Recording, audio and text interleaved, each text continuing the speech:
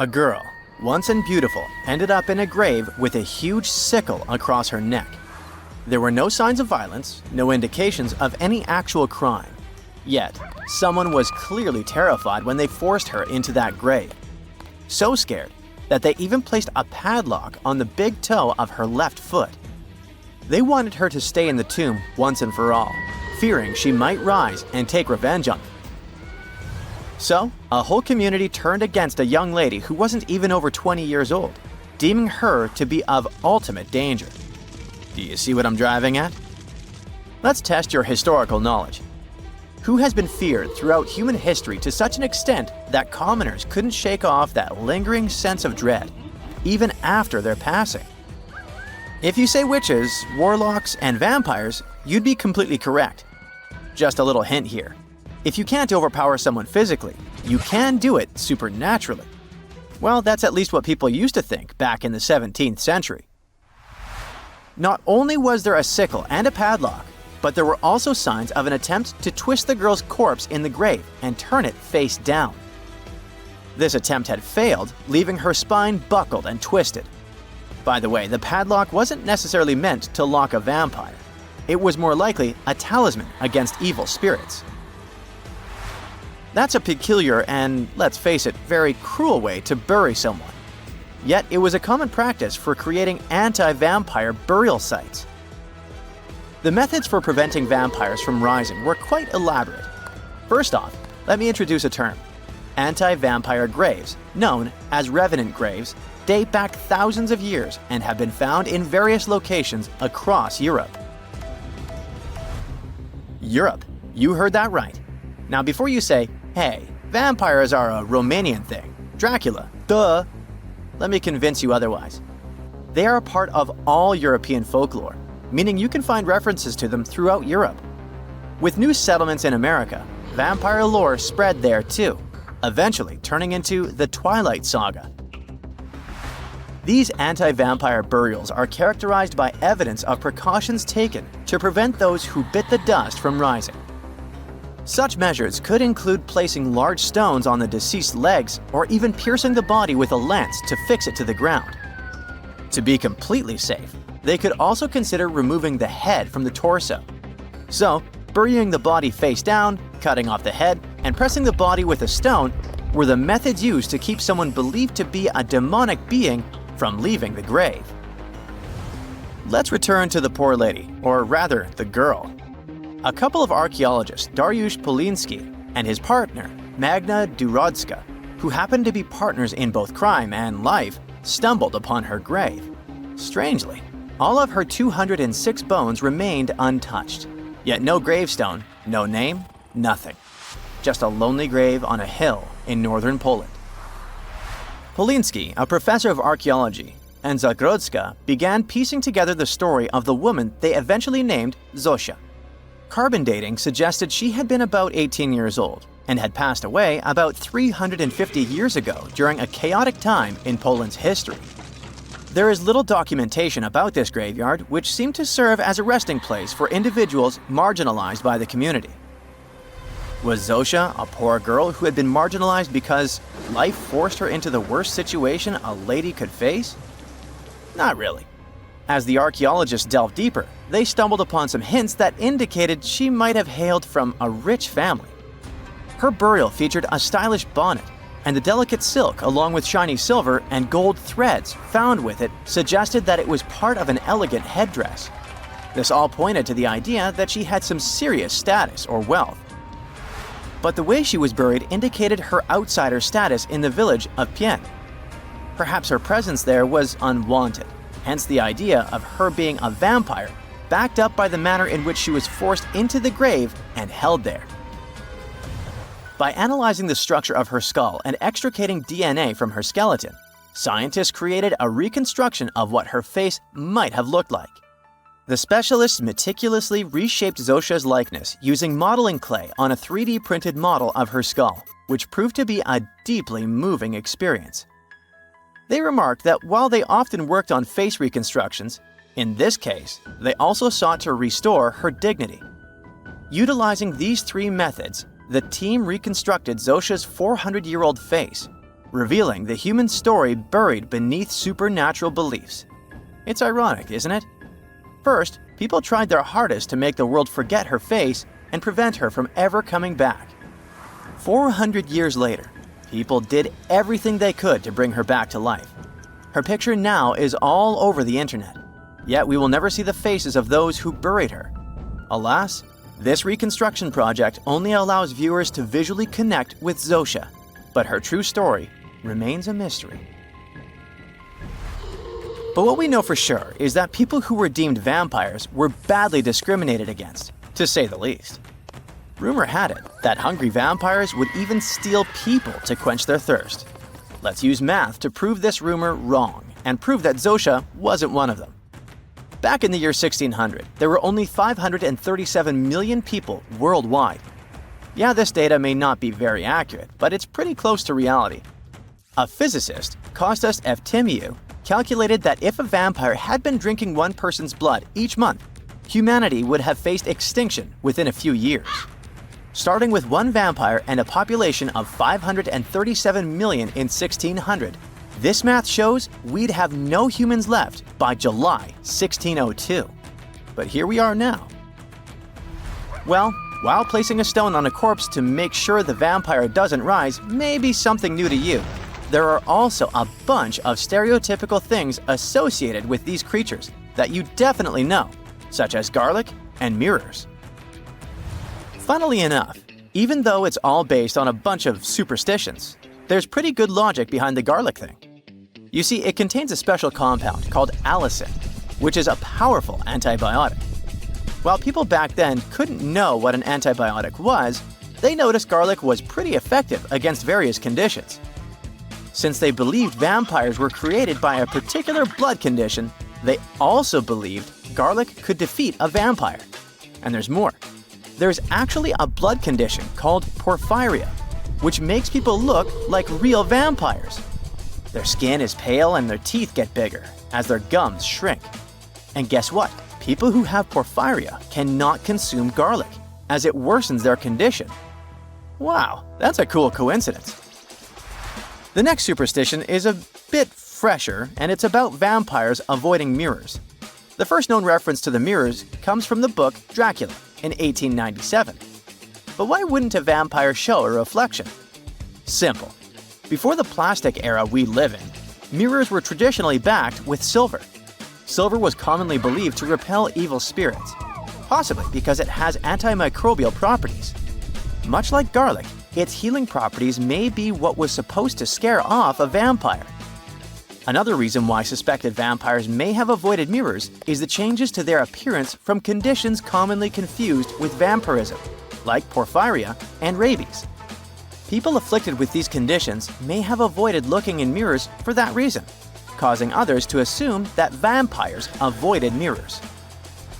But if you ever met a vampire and these methods don't repel it, I have one more trick for you. Ask the potential vampire to count. It can be spilled grains, seeds, or even the holes in the fishing net if you happen to have one.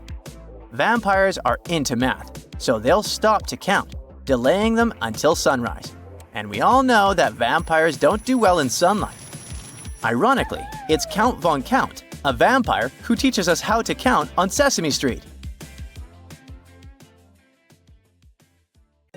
Recently, scientists made an astonishing discovery that might solve Stonehenge's mystery. They found something hidden deep within the DNA of Stonehenge's sarsen rocks, the huge monolithic ones, and it might reveal why our Neolithic ancestors designed and built this thing in the first place. Over the years, scientists have been scratching their heads trying to figure out where the huge sarsen rocks came from. For years, they believed they came from a quarry just 15 miles away from the site, known as Marlborough Downs. At this site, they found similar minerals to the ones that make up the sarsen rocks. But it turned out there was more to this story than they thought. The understanding of how Stonehenge was built is always changing. Scientists need to really travel back in time to uncover its mysteries. Where did the rocks come from? How were they carried? Why was the site built? You see, the Stonehenge site, located at Salisbury Plain in England, is made up of two main types of stone. There are the super heavy sarsens and the lighter and smaller bluestones. The sarsens each weigh about 25 tons. That's as much as 3 African elephants stacked together. The heaviest sarsen stone, called the heel stone, weighs 30 tons all by itself.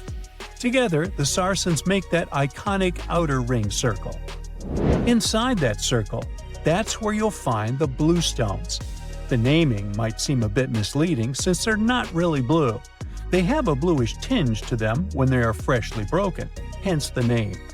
These smaller rocks probably came from the Preseli Hills in southwest Wales, which is about 150 miles away from Stonehenge.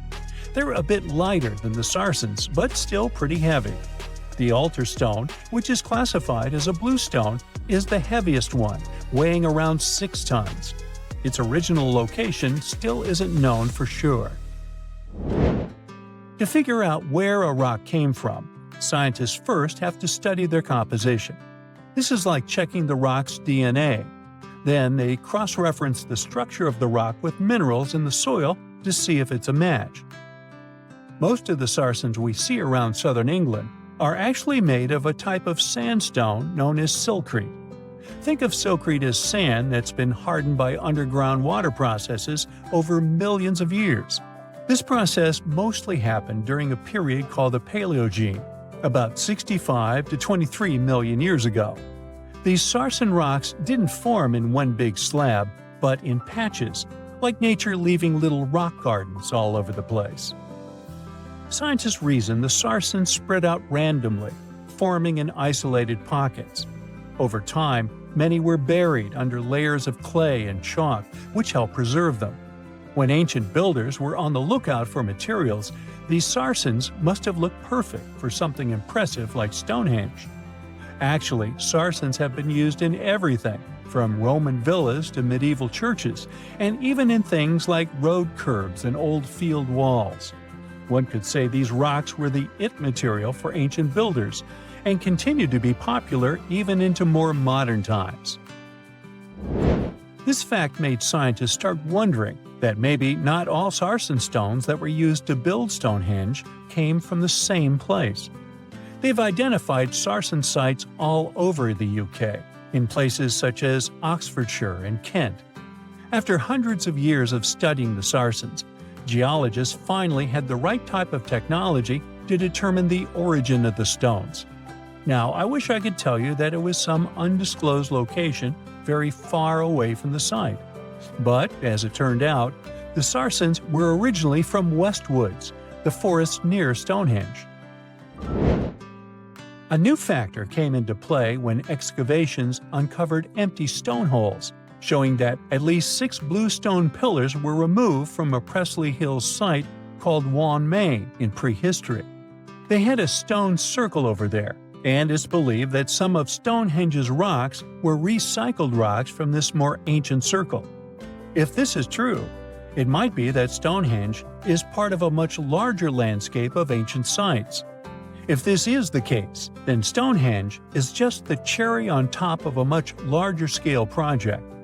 Think of it as the sacred centerpiece of an entire landscape of monuments, mounds, stone circles, and things.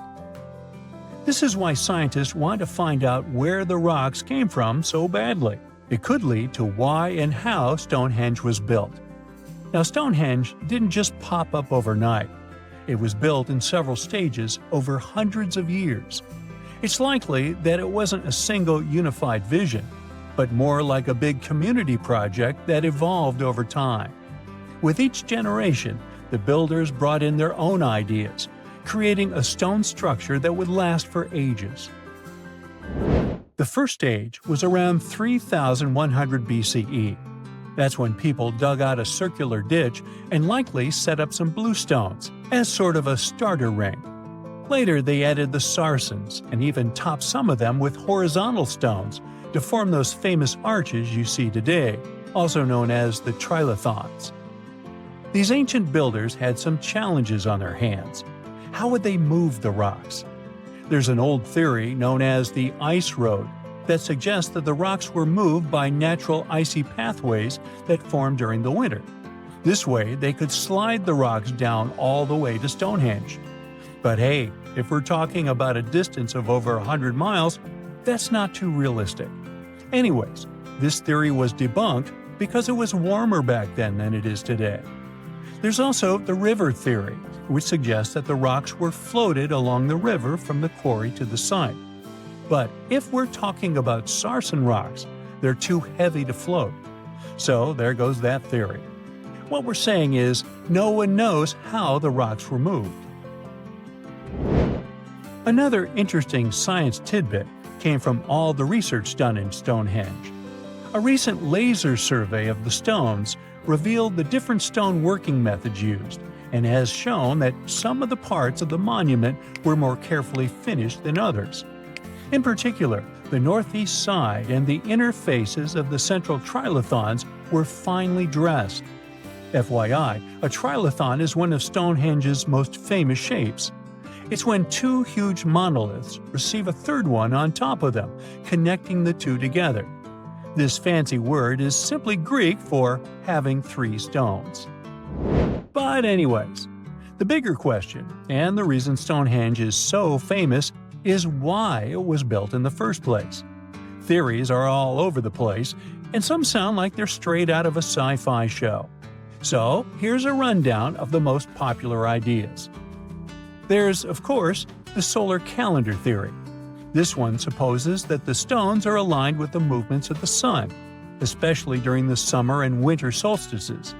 During the summer solstice, the sun rises to the left of the heel stone, that's the lone stone outside the main circle, lighting up the entire monument.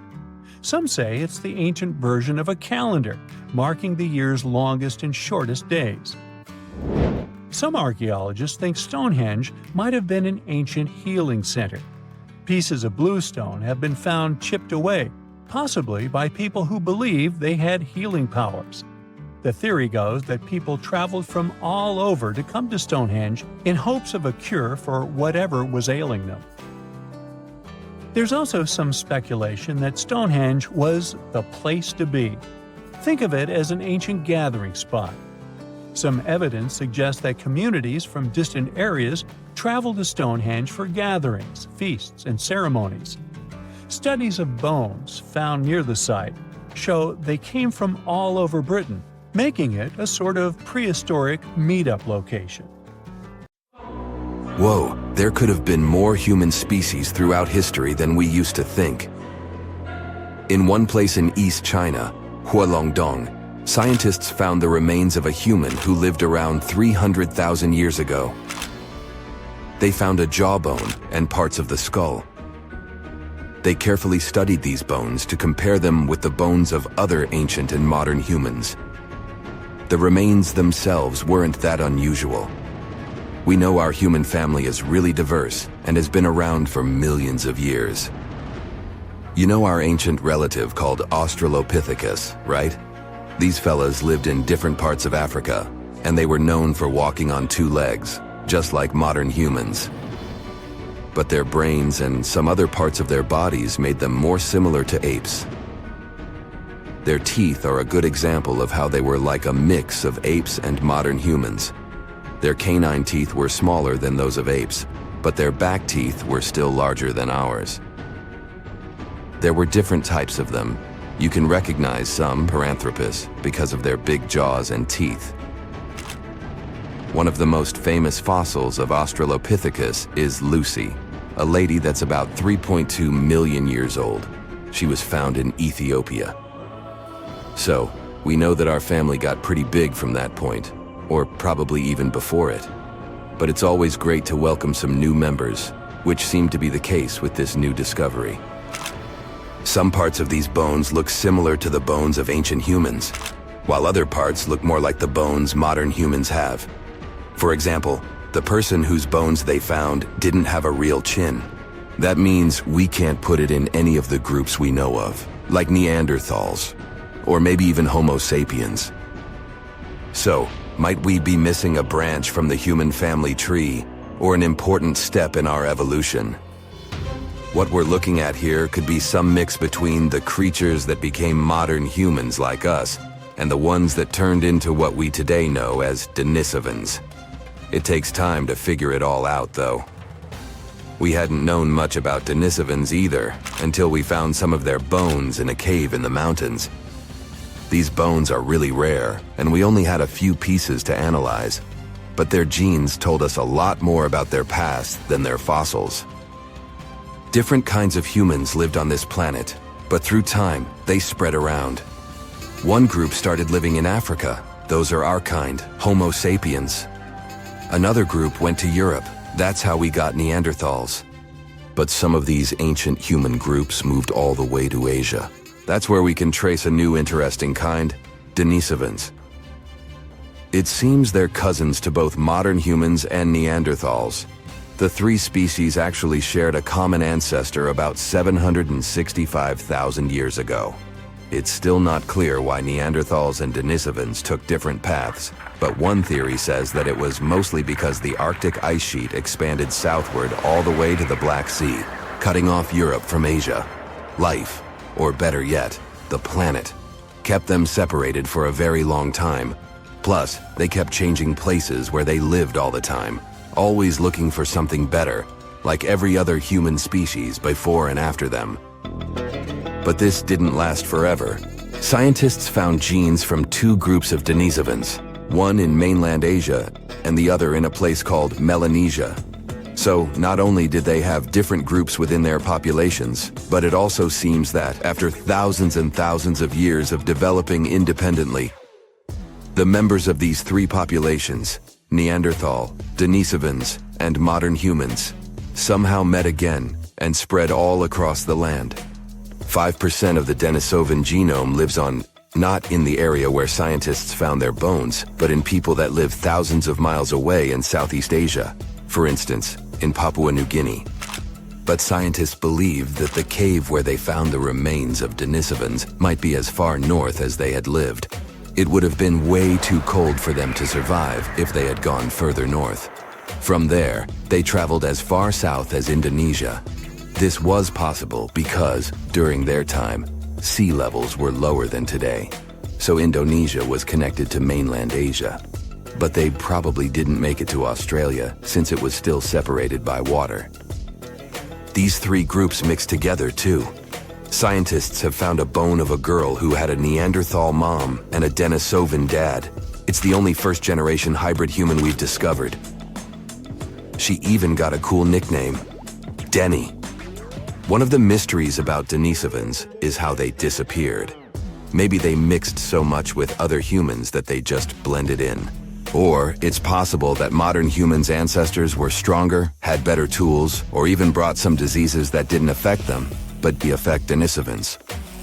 Climate and where they lived might have also played a role.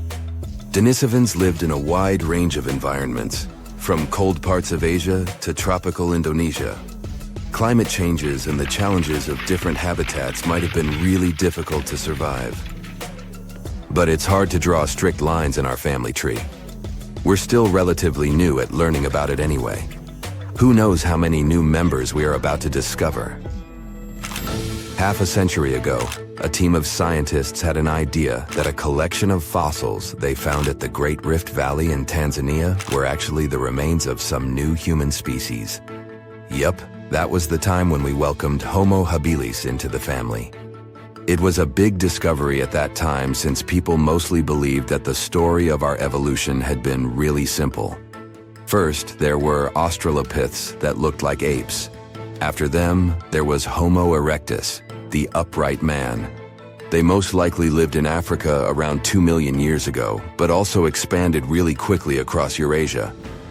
It was the first human species that we know about to have traveled such long distances to find a better place for life. They looked and behaved like humans. Plus, they were probably the first of our ancient ancestors who learned how to deal with fire. Maybe they were the first to cook food as well, and that's what we're definitely thankful for. Cooking food was an innovation that made the human diet more nutritive, and we could grow bigger and smarter brains. So, yeah, Homo habilis made things more complicated. They could walk on 2 legs, but they could also be better at climbing trees than walking on the ground like us. Plus, their brains were smaller than what a human should probably have. At first, it seemed these fossils could be from a completely different side of the family, related to other creatures, Australopithecus africanus, that looked like apes. But more and more digging showed that even though its jaws and teeth were similar, Homo habilis was still bigger and a bit different. The name means handy man, because they were probably able to make and use simple tools. Searching for more fossils in Africa wasn't easy because a team of researchers had to deal with wild animals and tough conditions all the time. But eventually, they managed to find some teeth and a strange skull that was, again, something different from the ancestors we knew about. The teeth were really big, so this new fella got the nickname of Nutcracker Man. For a long time, everyone believed this kind had evolved to eat hard foods. But the fossil teeth didn't show much damage, so they might have been eating food that was softer than we thought. This finding might help us understand how our teeth have been evolving through time, too. And right there, in the same layers of soil where Nutcracker Man was lying, they found ancient stone tools. At first they thought those had belonged to Nutcracker, but as they kept digging, they found more fossils that didn't match Nutcracker Man. It means that someone else must be the real tool maker. But that's another story for another time. For more than 3,000 years, the gold mask of Pharaoh Tutankhamun stayed hidden in the Valley of the Kings. This artifact, which stands about 21 inches tall, shows how skilled and artistic the ancient Egyptians were. But nobody expected that X-rays would reveal its biggest secret. King Tut was the last ruler of his family during the 18th dynasty. He took the throne at just 9 years old, but ruled for only 10 years before he passed away unexpectedly. If we're being honest, back in ancient Egypt, he was mostly forgotten by the rulers who came after him. His tomb wasn't a big deal for them, so much so that even the grave robbers forgot about him. It might sound a bit sad, but the truth is that it was actually great news for us. Since his tomb was practically forgotten, it ended up being perfectly preserved. While the other tombs in the Valley of the Kings were looted, his remained sealed and untouched. So, when it was discovered back in 1922, it had over 5,000 precious objects inside. That made Tutankhamun basically an instant celebrity and one of the best-known pharaohs nowadays. Among the treasures was the most stunning piece, his golden mask. This mask is said to be an exact image of the king's face, or at least it was supposed to be, but we'll get to that later. The purpose of this accurate representation of his face was to make sure that his soul would recognize him in the afterlife and return to his mummified body. In ancient Egyptian beliefs, this would allow him to continue living in the afterlife. The details of the mask clearly looked incredibly difficult to create, but people didn't realize how complex it truly was until many years later. The first X-rays of the mask were taken in 1967. Back then, the main reason for these scans was practical – conservation. The mask was heading to Paris for an exhibition, and it was the first time it had ever left Paris. This would help them keep track of any changes during the exhibit. Plus, the images could give clues about how the mask was made, but back then, they probably didn't fully realize just how complex its construction was. I mean, Egyptian goldsmiths didn't use modern soldering techniques. So, how did they make this mask? New X-rays taken in 2007 gave us some answers. It turned out the Egyptians didn't use pure gold, which is 24 carats. The mask was actually made of 23-karat gold, meaning it was mixed with another material. So specialists discovered that the gold sheets contained a small amount of copper, a reddish-brown metal. This was likely done to make the material more flexible and easier to shape. They would then shape the gold sheets by heating and hammering them over and over again. But there was one more secret inside the mask that wasn't discovered until 2015. The year before, the staff at Cairo's Egyptian Museum were working on the mask display when the long beard of the mask accidentally got knocked off. Another theory is that the beard had become loose over time and just fell off. Either way, the fact that King Tut's beard came off caused a lot of stress. After all, we're talking about one of Cairo's biggest tourist attractions. So the experts had to fix the problem quickly. The restoration process started with a detailed recording of the mask's condition. To do this, they had to take a full three-dimensional scan of the artifact. And, by accident, they found something very interesting in the mask. Inside the royal beard, there is a gold tube, an intriguing structure that the Egyptians likely used to attach the beard to the rest of the mask. And that proved, once again, that the process of making this mask was even more complex than experts thought. But the mysteries don't stop there. Remember how we mentioned that the mask was thought to perfectly represent King Tutankhamun's face? Well, that might not be entirely true. Some popular theories suggest the mask was never meant for him and was actually made for someone else. A study published in 2015 suggested the mask was originally made for a female pharaoh, his supposed stepmother, the famous and beautiful Egyptian queen Nefertiti. The biggest clue comes from an inscription on the mask. At first glance, it seemed to belong to Tutankhamun. But after a close examination, researchers noted that something else was actually written underneath King Tut's name. The royal name stamp seems to have been altered, and originally it had something written on it that translates to Queen Nefertiti. There is another feature of King Tut's golden mask that was overlooked for years, which adds even more mystery. As we mentioned earlier, experts believe he wasn't respected much by the pharaohs who came after him. And one of the clues that made archaeologists think this is the pierced ears on the mask. Some researchers believe that King Tutankhamun wouldn't have worn earrings after he was a kid. So, according to their theory, by the time he passed away at 18, he shouldn't have been represented with pierced ears. This could also support the idea that the mask originally belonged to Nefertiti, or maybe to someone who wasn't even connected to King Tut. But the mask isn't the only source of mystery. In fact, his whole tomb is full of puzzles. Recently, historians found a sign that the place where King Tut was supposed to be buried was changed at the last minute. For years, experts wonder why a pharaoh who ruled for 9 years ended up in such a simple tomb. When compared to the grandeur of other pharaohs' tombs, his tomb seemed, well, a bit plain. The idea that a king like Tutankhamun would have such an unremarkable resting place just doesn't match up with the power and importance he must have had in ancient Egypt. So, what happened? Well, apparently, this might have something to do with his successor, Pharaoh I. After King Tutankhamun passed away, researchers believe that I made sure to erase him from Egypt's history. So, one theory suggests that he was probably behind the quick decision to place King Tut's body in a smaller, less impressive tomb. When experts looked at I's own tomb, they found something interesting. There is a large wall covered in painted baboons. This is the same type of artwork found in Tutankhamun's tomb. It seems like the same person might have chosen the artwork for both tombs. Now, the design and decoration of the two tombs are almost identical, suggesting there was a shared hand behind both. But there is one key difference. I's tomb is fit for a king. It's much bigger and more impressive, even though the style and artwork are similar to what you see in Tutankhamun's tomb. So the theory suggests that I decided what went into both tombs. Since Tut passed away unexpectedly at a young age, his grand tomb wasn't finished in time.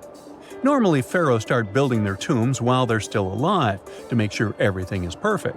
But Tut passed away when he was just 18, so there wasn't enough time.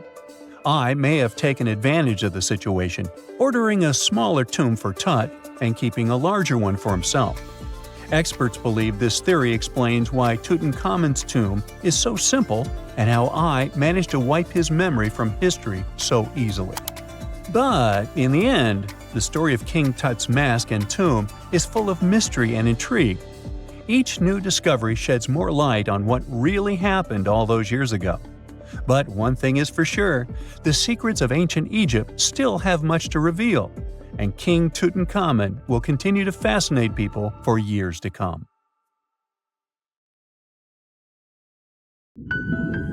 Now imagine a creature with a body that is reminiscent of a cuttlefish, with eyes sticking out from stalks like a funky headband, fins on its tail, and a long skinny nose ending in a mouth full of teeth. Or maybe this thing could be a claw. Yep, the Tully Monster is on the move. It's definitely one of those freaky creatures you wouldn't like to face while scuba diving somewhere. Luckily, it went extinct 300 million years ago. This unusual marine beast was discovered in the 1950s in Illinois, and scientists couldn't even agree what it really was. Some thought it was a vertebrate, which means a group of creatures with a spine, like us humans. But a team of researchers in Japan studied many fossils of the Tully Monster, using advanced laser scanning technology to check them in detail in 3 dimensions. There's still a lot they don't know about the Tully Monster, but they managed to realize it didn't have any spine at all. Now the next step was to see what type of invertebrate it was. Could it be vertebrate-like, such as a landslide? Or are we talking about something closer to snails and worms? They also discovered the creature had segmentation in the head area that extended from its body, and that's not something bony creatures have. Still, in recent years, some researchers had the idea the Tully beastie could be related to jawless fish, such as lampreys. These fellows belong to the most ancient group of vertebrates, and are not pleasant to see either. In the case of lampreys, we're not talking about extinct animals. They're still out there somewhere, wandering the ocean and scaring other animals, or you, if you see it in the northern and western parts of the Atlantic Ocean where they live. And they've been here really long, even before the dinosaurs. A long time ago, long before humans or I even existed, there were Eurypterids, weird creatures from a group we call arthropods, which includes spiders, insects, and crabs. But Eurypterids were unlike anything you've ever seen before. They had a body shape similar to horseshoe crabs, with many segments that made up their body. Instead of legs, they had special appendages at the front that acted like oars. Some even call them giant scorpions, but most Eurypterids were actually quite small, except for this special one, which was truly enormous. It could grow to a staggering length of about 8 feet. Wow! The next time you see a crab scuttling along the beach or a spider swimming its web, remember, we're lucky we only got mild versions of their ancient relatives, which, by the way, disappeared hundreds of millions of years ago. Whew. Now, some Eurypterids were pretty fierce and fast predators. They would swiftly swim after their prey, chasing them down in the water. Others were more like scavengers, living on the bottom and feeding on whatever they could find along the way. They had a taste for the leftovers, like some sort of cleanup crew of the ancient oceans. Eurypterids loved to spend their time in brackish water environments. It's water with more salinity than fresh water, but still less than seawater. Now imagine you're just floating around and all of a sudden you see this guy.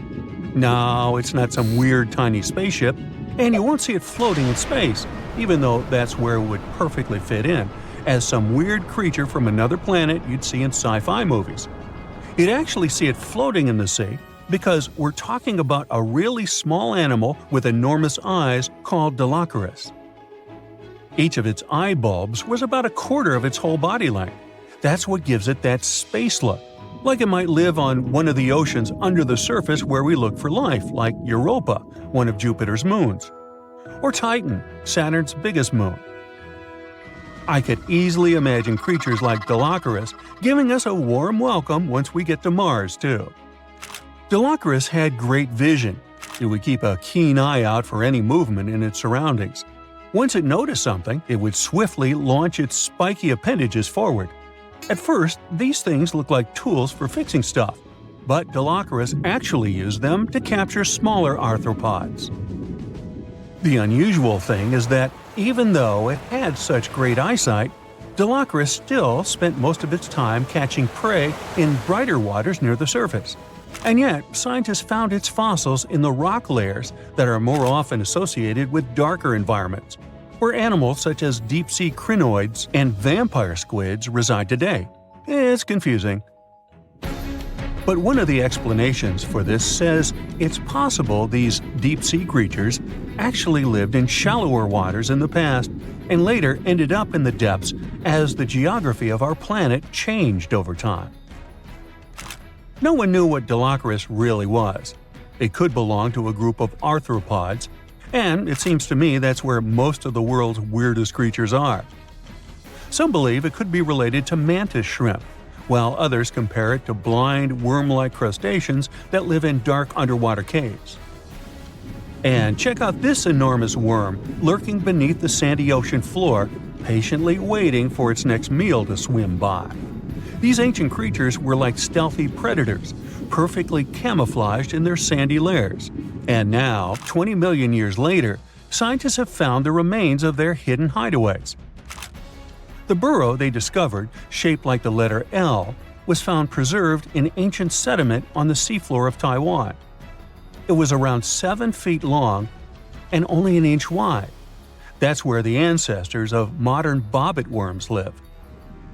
Bobbit worms have been around for a long time. They can grow to be a few inches to a whopping 10 feet long. A pretty weird creature dominated the skies at the end of the dinosaur age in North America. We know it as Quetzalcoatlus, and it soared above famous dinosaurs like Tyrannosaurus and Triceratops, showing them who the ultimate ruler of the skies was. Quetzalcoatlus belonged to a group of flying reptiles called pterosaurs. They were some of the biggest flying animals ever known to exist. When you think of Quetzalcoatlus, imagine an animal as tall as a giraffe. These incredible creatures had long necks, small bodies, long legs, and wings that were relatively short compared to their size. The biggest of its kind was really massive and held the title of being the largest flying creature of all time. They had long, pointed skulls, while some also had short crests at the back of their heads. And for a long time, researchers were confused about how these giant pterosaurs hunted for food. At first, some even believed that Quetzalcoatlus and its relatives were like giant vultures that scavenged the remains they would find around. They drew such a conclusion because Quetzalcoatlus fossils were found inland, away from the coast where other big pterosaurs were found, such as the crested pteranodon. Plus, many thought these fellas were skilled at skimming, which means lurking over freshwater systems and catching fish. But it appears these massive animals were actually predators with excellent hunting skills. The exact technique they used to catch their prey remains a mystery, though. Now here's another cool discovery, a specific fossil as the oldest evidence of muscle tissue ever found. This fossil belongs to a group of animals that includes modern creatures such as jellyfish, corals, and sea anemones. And it looks so cool and unique, right? It has bundles of fibers arranged in a four-fold symmetrical pattern, similar to what we see in Neanderthals today. This arrangement is different from any other fossil from that period. Now, this fossil may look weird, but it helps us understand the evolution of muscle tissue in animals. They, well, all of us actually, got new options for discovering different feeding strategies and generally new things to do thanks to muscles. And it's not like scientists usually get to study fossilized muscles. It's more that they learn about that based on how animals feed, reproduce, move, and do other things. So this cool fossil suggests animals may have had an earlier origin than we used to believe. Egyptian archaeologists made an extraordinary discovery near Cairo just recently. Drumroll, please. The most ancient and most complete mummy yet discovered in the country.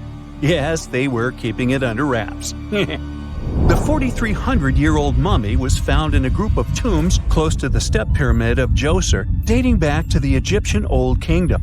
It was covered in layers of gold. The team also found several other tombs, including one belonging to an ancient Egyptian official and another belonging to a secret keeper who had the power to perform special ceremonies. Another interesting tomb was that of a writer, which featured the largest statues ever found in the area. This vast burial site is also home to more than a dozen pyramids and resting grounds. Probably one of the most famous mummies in the world is that of Hatshepsut. She ruled Egypt like a boss for around 20 years, building all sorts of impressive buildings and creating new trade routes. But when archaeologist Howard Carter found her tomb in the Valley of the Kings, her sarcophagus was empty. However, Carter did find 2 coffins in another tomb, one of which belonged to Hatshepsut's wet nurse and the other to an unknown woman. In 2006, a team of specialists decided to investigate whether that mysterious lady was the queen herself. They found a molar tooth in a wooden box with Hatshepsut's name on it, and when they compared it to a gap in the mummy's mouth, it was a perfect match. Ramses II was a pretty impressive ruler, but it was his mummy that eventually made history. Now, we don't hear too much about his daddy. Okay, I'll stop. Ramses is considered to be the most powerful pharaoh in all of Egypt, as he reigned for a whopping 6 decades. He also lived to be over 90 years old. Now that's pretty amazing, considering the time he lived in. Ramses II supposedly had over 100 offspring too. Talk about a big family. When he passed away, his body was originally buried in the Valley of the Kings, but some sneaky guys tried to rob his tomb of all his treasures. Officials back in the day weren't having any of that though, so they moved his body to a secret location to keep it safe. Fast forward to the 1800s, and Ramses II's mummy was discovered along with a bunch of other rulers and important officials. But it wasn't in the best condition, so archaeologists flew it to Paris to get it, pampered. Problem was, he couldn't just be transported into another country. The only solution available was to give Ramses II his own passport. His occupation was listed as king, and the document even featured his photo. Most mummies aren't necessarily known for having the most hydrated skin. But that of an ancient woman, also known as Lady Di, proves otherwise. No, not that Lady Di. This wealthy lady from ancient times was discovered in an ornate tomb in 1971, and she looked fabulous, if we can say so about a mummy.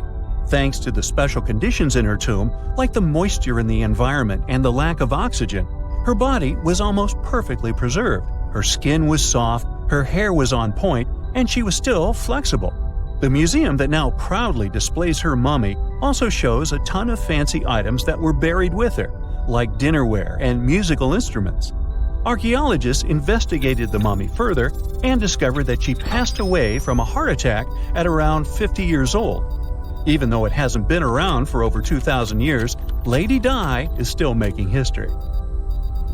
The mummy of Otzi the Iceman was discovered in the Alps in 1991.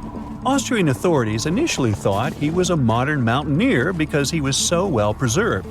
Turns out, he was actually from the Copper Age.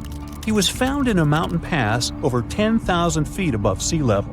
Through studying his mummy, we've learned so much about life in Copper Age Europe. For example, we know that he was a native of Central Europe and enjoyed eating meat. He also suffered from arthritis, narrowing arteries, and intestinal problems. But he likely used acupuncture and medicinal herbs to treat these conditions. And apparently, he was pretty handy with tools. He sharpened them just days before his untimely demise. Who knows if he was expecting trouble or just getting ready for some routine work. Now, King Tut and his story is most likely the one that made all mummies famous. This pharaoh passed away at the young age of 19, more than 3,000 years ago. But his mummy is still one of the most well-known in the world. When his tomb was opened in 1922, people went wild because it was still intact, unlike many other royal tombs. It had some seriously blinged-out coffins, including one made of solid gold. Not only did Tut's tomb give us a glimpse into ancient Egyptian history, but his mummy also taught us a lot about the time he lived in. DNA analysis helped identify his parents and revealed that the pharaoh had a rare bone disorder that might have made walking a bit tough. Now, Ginger is most likely one of the coolest mummies you'll ever hear about. He's like a time traveler from 5,000 years ago who's still looking fly with his golden hair and perfectly preserved nails. Ginger was discovered in Egypt and is believed to be the earliest known mummified body. Before people even knew about mummification, they used to place bodies in shallow graves in the hot, dry sand. And since the sand absorbed all the water, bacteria couldn't reproduce and the body was preserved naturally. Now, scientists are not sure if Ginger's preservation was intentional or not, but since he was buried with some pottery vessels, it's likely that whoever buried him knew some serious preservation techniques. If you want to meet Ginger in person, he's currently chilling at the British Museum. One Dutch art collector bought a statue from Asia and ended up finding a weird discovery. The statue contained a mummy hidden inside. Unfortunately, the body was too fragile to move, so they had to leave it there. The coolest part is that this mummy is over 1,000 years old and was on display for 200 years before being encased in the statue. When scientists did a CT scan, they found out that the mummy was filled with paper scraps covered in writings. Experts think he might have done this thing called self-mummification, which is a pretty intense process involving a special diet and tea that makes your body less prone to bacteria. Only a few people could handle this ritual, and those who managed to do that were seriously respected. No other Egyptian queen has baffled scientists and historians like the stunning Nefertiti. Based on her statues, she was known for her slender neck, wide eyes, and high cheekbones. Her name translates to "the beautiful woman has come." Talk about living up to your name, huh? Even though she wasn't a pharaoh herself, Nefertiti still managed to leave a lasting impression. Written records suggest that, as a wife and queen, she held an incredibly influential role. Because of her power, she was indeed admired, but she also managed to make quite a lot of enemies throughout her life. She was also related to King Tut, but not biologically. Rather, she was his stepmother. So far, locals have yet to identify her mummy, but that may soon change. A local Egyptologist who has been busy excavating tombs in the Valley of the Kings has found 2 mummies that he believes could be Nefertiti and her daughter. According to specialists, we may soon finally get a definitive answer about the identity of these 2 mummies. And if one of them does turn out to be Nefertiti, we could be in for a real treat. DNA analysis and CT scans of the mummy could give us the most complete and accurate image of the queen that we've ever seen. It's crazy to think that we've only scratched the surface of what lies beneath modern-day Egypt. Nefertiti ruled during a time of great power and prosperity in Egypt, but unfortunately passed away in a period of social turmoil, leading to her gravesite being lost. Now, where's my mummy? The story of Pompeii is complete chaos as is, but to add a little fuel to this fire, we dug up some groundbreaking facts, and I mean that quite literally. Hear me out. What if it wasn't the scorching sea of lava that destroyed the city of Pompeii, but rather an earthquake that happened during the volcano's eruption? Rewind to over 2,000 years ago. The year is 79 BCE. It was around 1 o'clock in the afternoon when Mount Vesuvius decided to erupt. Pompeians were going on with their normal daily routines when lava started taking over. The flow of lava was so quick that most people didn't have anywhere to run. The disaster took the lives of around 2,000 people. The lava covered most of the city, which then turned everything to ashes. Pompeii was only discovered during the 16th century of our Common Era, when an architect commended a dig to divert a river. It's a very well-studied site nowadays, but something unusual recently caught the researchers' attention. Scientists were excavating a site called the House of Painters at work. They were examining a couple of skeletons when they saw something weird. The skeletons probably belonged to 2 men around the age of 50. The analysis showed these men had survived the first surge of lava in the city. But they didn't make it out due to this second unexpected part, the earthquake. The men probably took shelter at the House of Painters at work, but the walls crumbled down when the earthquake hit. The men were found in a protective posture, like they were trying to shield themselves from something that was going to fall above their heads. Plus, these skeletons were not found under the layer of volcanic ash, but on top of it, proving that they really did survive Vesuvius's sea of lava. It turns out this is not as rare as it seems. A volcanologist explained that the seismic activity during the eruption really made things worse in Pompeii. He said that this seismic chaos probably influenced the desperate choices of a lot of Pompeians in their final moments.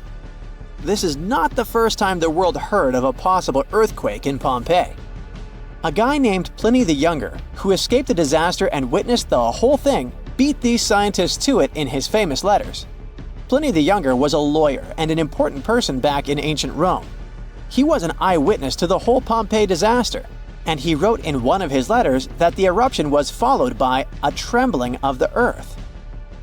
Researchers do agree that something never added up. Pompeii is known to have really well-preserved skeletons since the ashes kind of played an important role in preserving them. But the buildings were in horrible shape, making it hard to reconstruct the entire city as it once was. Pompeii was indeed one of a kind. It was one of the most vibrant and lively cities of the ancient Roman Empire. The city was huge. It could have been home to as many as 30,000 people in its heyday. The House of Fawn, for example, was a clear example of how rich Romans lived their lives in Pompeii. It was a huge house that even had 2 gardens inside, taking up the entire block. They looked like they were made of white marble, but it was actually painted stucco. It was clear to researchers that only aristocrats lived there. Then there was this famous forum. This is where most of the administrative part of the city life happened. It was made up of a lot of different buildings, like the Basilica, a hotspot for political and civil meetings, the Macellum, which was a market, and several temples. If we were visiting this back in the day, we'd see a bunch of men dressed in tunics. A few select ones would wear togas, those heavy white pieces of draped cloth that look like bed linen wrapped over the body. Togas were mainly used on special occasions since they were costly, hard to wash, and considered a traditional costume. Representatives running for office would use it during their campaign run so that commoners would identify them as candidates. One can't forget about the Villa of the Mysteries. Cool name, huh? It was called that way because of some mysterious frescoes found inside of it. Modern-day archaeologists still haven't figured out what the scenes painted are trying to depict. Probably some type of ritual or ceremony. By the way, a villa is simply a large suburban Roman-style house. It's not necessarily a super posh place where the rich and beautiful live. It's usually located on the outskirts of town, near the city's walls. The Villa of the Mysteries one, in particular, was found astoundingly well preserved in modern archaeological excavations. It even had a manufacturing area inside of it, like its own little industry. It was common for richer Romans to own big farmlands, like olive gardens, for example. So they would also build a processing station inside their villas to extract the oil and package the whole thing. The amphitheater was where some of the richer men paid to put on gladiator fights for the rest of the town. It was built around 70 BCE, and it was one of the oldest amphitheaters of the world. It was even older than the Colosseum in Rome. This huge building could fit around 20,000 spectators at once. The seating was arranged by social class, so you could easily spot who was a member of the nobility. And in case you're wondering why it was shaped like a weird egg, it's because that was the shape that allowed for an unobstructed view wherever you were in the crowd. As every other Roman city, Pompeii also had some famous baths. Since not every house had access to plumbing back in the day, most people didn't shower in their homes. That's why so many Romans would use public baths, usually at the end of the day, to clean themselves. But make no mistake, this wasn't just a place for bathing, it was a cultural hotspot. The baths were made up of many different rooms. The first one was like a locker room, where people would keep their clothes and personal belongings. This is where the upper and lower classes mingled together. Someone's class could easily be identified by their clothes and jewelry. The amount of gold and silver worn back in those days is nothing compared to what most people wear today. Usually, the rich folks would leave someone to take care of their belongings while they went and took their bath. Because yes, it could happen that stuff went missing while chilling and relaxing. The big focus on self-care nowadays was already a thing for ancient Romans. It was common that before taking a bath, olive oil was rubbed all over the skin. They would scrape off the dirty skin with a strigil. That may sound weird, but also extremely pleasing. The baths had rooms for massages. Some of them had reading rooms, and even courtyards for some healthy exercise. Oh, there was even a natatio, or swimming pool if you're not fluent in Latin. After all, it was the Romans that said, "A healthy body is a healthy mind." The bakeries! Bread was one of the main components of Pompeian diet, so much so that there were around 30 bakeries in the city. Bread was freshly made from scratch every day. In a special area of the shop, the corn or wheat was ground, and mules would circle around to keep the mills going. The funny thing about Pompeians is that they like to cover the exterior walls of buildings with paintings, much like graffiti nowadays. Their paintings, usually frescoes, used to depict what daily life was like in the city. Ancient Romans were very outdoorsy people, so coloring their walls seemed like a good option for them. A lot of houses had frescoes inside of them too, to make up for the lack of windows. The paintings gave the house owners the illusion of more space if the painting was of, let's say, a garden, for example. So what comes to your mind when you hear the word Antarctica? Most likely, cold, snow, ice, and penguins. Yet, this is one of the least explored regions in the world that hides many strange and unique things. Check them out. You don't have to go to Antarctica to see this weird thing. All you need to do is open Google Earth and move to one of the southernmost islands of Antarctica, King George Island. Recently, internet users have noticed a large and pretty strange cave entrance there. Where does this wide, dark passage lead? People started making suggestions. It's the entrance to a secret base or some laboratory. This is the part of the spaceship that crashed there thousands of years ago. This is the door to the ancient city of Antarctica. Perhaps there's a giant rock mountain with an ancient cave beneath all this snow and ice. Well, there's some ideas. Users have calculated the approximate dimensions of this cave. It might be about 74 feet high and 250 feet wide. You could hide a Boeing passenger jet in there. Nature probably created this entrance. This is a logical explanation, but there are two strange factors. First, take a look at the foot of the mountain. It seems that there are steps there. They're dark in color, as if they're made of stone. And if you look closely, you can notice something similar to human footprints. Has anyone entered this cave? Or maybe someone is still living there now. The second oddity is the disappearance of the mysterious finding. For the first time, people noticed it in a Google Maps snap in 2007. Then the entrance disappeared. Then it reappeared a few years later. After that, it vanished. And in 2022, people saw it again. Perhaps old snow melts, a new layer falls, and then the wind blows it away and the cycle repeats. But the alleged steps leading deep into the cave make one doubt the natural origin of this tunnel. You can easily find the coordinates on the internet and visit the cave via Google Earth. You might see something there and tell the world. There's another strange thing people discovered with the help of Google Earth. In 2020, one user found a strange object that looked like a giant ship 100 miles off the coast of Antarctica. It was covered with ice and snow and lying on its side. It looked like a cruise ship. You could notice the windows, the deck, and the bridge. But not all people agreed with this. Some claimed it was a spaceship. Others said it was some kind of secret building. The user who first noticed the ship stated that its size was about 400 feet, which is the perfect length for a passenger vessel. But what is this ship doing in such a remote place in the middle of a glacier? How did it get here? Who was its captain? No one has found the answers to these questions yet. In 2016, people using Google Earth discovered a photo of an unknown sea monster floating off the coast of Antarctica. This creature resembled a giant squid with a length of about 200 feet. This is slightly shorter than 3 train cars. Just imagine this kraken swimming in Antarctica's dark, icy waters and dragging to the bottom everything it meets on its way. Maybe it's the great and terrible Chulu, or one of its offspring. You will quickly notice this blood-red waterfall among Antarctica's endless, dazzling white landscapes. Don't worry, it's not blood.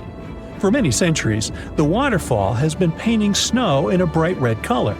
The stream flows straight out of a white iceberg. Let's look inside and find out what's happening there. Millions of years ago, there was a small crystal-clear pond, but then a glacier formed around it. A thick layer of ice and snow blocked sunlight, heat, and oxygen access. For millennia, The reservoir remained in this cold vacuum. But at one point, the water made a hole in the icy wall and broke out. When this salty water comes into contact with oxygen, it immediately turns scarlet or rusty.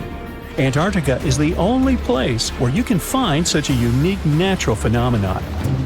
One of the driest places on Earth is located in Antarctica.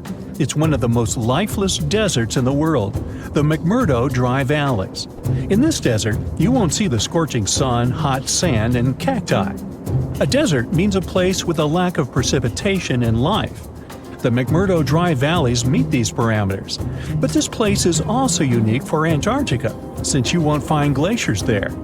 Despite the frost, ice can't form in the desert because it hasn't rained for millions of years there. It also never snows. A strong wind coming from the mountains reaches speeds up to 200 miles per hour. It would be difficult for you to stay on your feet there. The wind is filled with moisture. It heats up and evaporates all the liquid and snow in the desert because of its high speed. Only dry air reaches the ground. But you can find several lakes there. They don't freeze, only thanks to the high concentration of salt. The water is so salty that large life forms can't develop there. But scientists have found microscopic organisms near the lakes. 20 million years ago, Antarctica was filled with swamps and trees and swarming with insects and animals. But now, it resembles the surface of Mars, literally. Scientists and astronauts are exploring such regions as the McMurdo Dry Valleys, since the natural conditions there are similar to those on the Red Planet. So, before you go to Mars, you can practice living in similar places on Earth. Also, scientists discovered an underwater world in the Antarctic filled with hundreds of amphipods, crustacean animals similar to shrimp. Wait a minute, it happened in the Antarctic? But the McMurdo Dry Valleys are located in Antarctica. Well, the words are very similar, but what is the difference? Oh, and don't forget the Arctic. The Antarctic is the region in the southernmost part of Earth that houses the continent of Antarctica, and the Arctic is another land altogether. They have the same natural conditions, frost, ice, and snow, but they're located in different parts of the planet. The Arctic is at the North Pole, Antarctica is at the South Pole. Now, back to the discovery. Scientists put forward theories that the ice of the Antarctic hides a vast network of freshwater rivers and lakes. And in 2022, they found a new ecosystem. Researchers explored the Antarctic Ross Ice Shelf and its underwater rivers. This is a massive piece of ice floating in the ocean.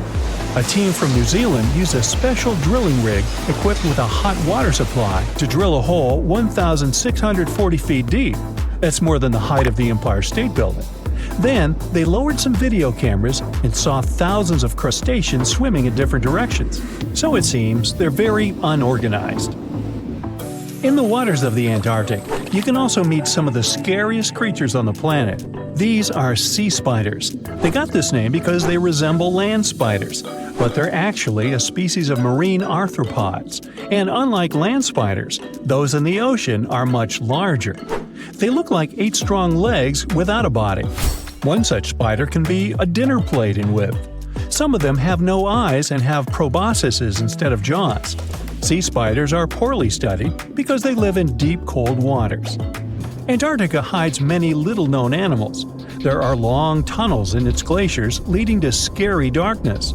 On this cold continent, people have found the remains of giant dinosaurs and other ancient creatures, such as the ancestors of modern ducks. Many underground rivers and lakes hide unexplored wildlife. Even the ice here can be weird. Take a look at these striped icebergs. They have blue, black, green, and turquoise shapes. The color depends on the conditions of the water during freezing. For example, green lines appear because of algae, blue ones form when the water freezes too quickly. Okay, I'm freezing. Time to go thaw somewhere warmer. Hawaii.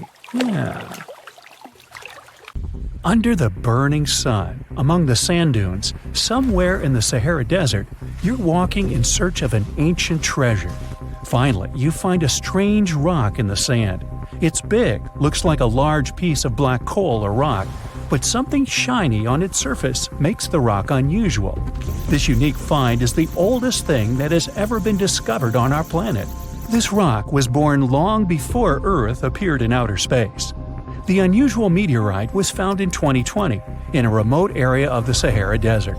Scientists have analyzed the isotopes of magnesium and aluminum on the stone's surface and found that its age is about 4.5 billion years. At the moment, this is the oldest sample of magma from space in history.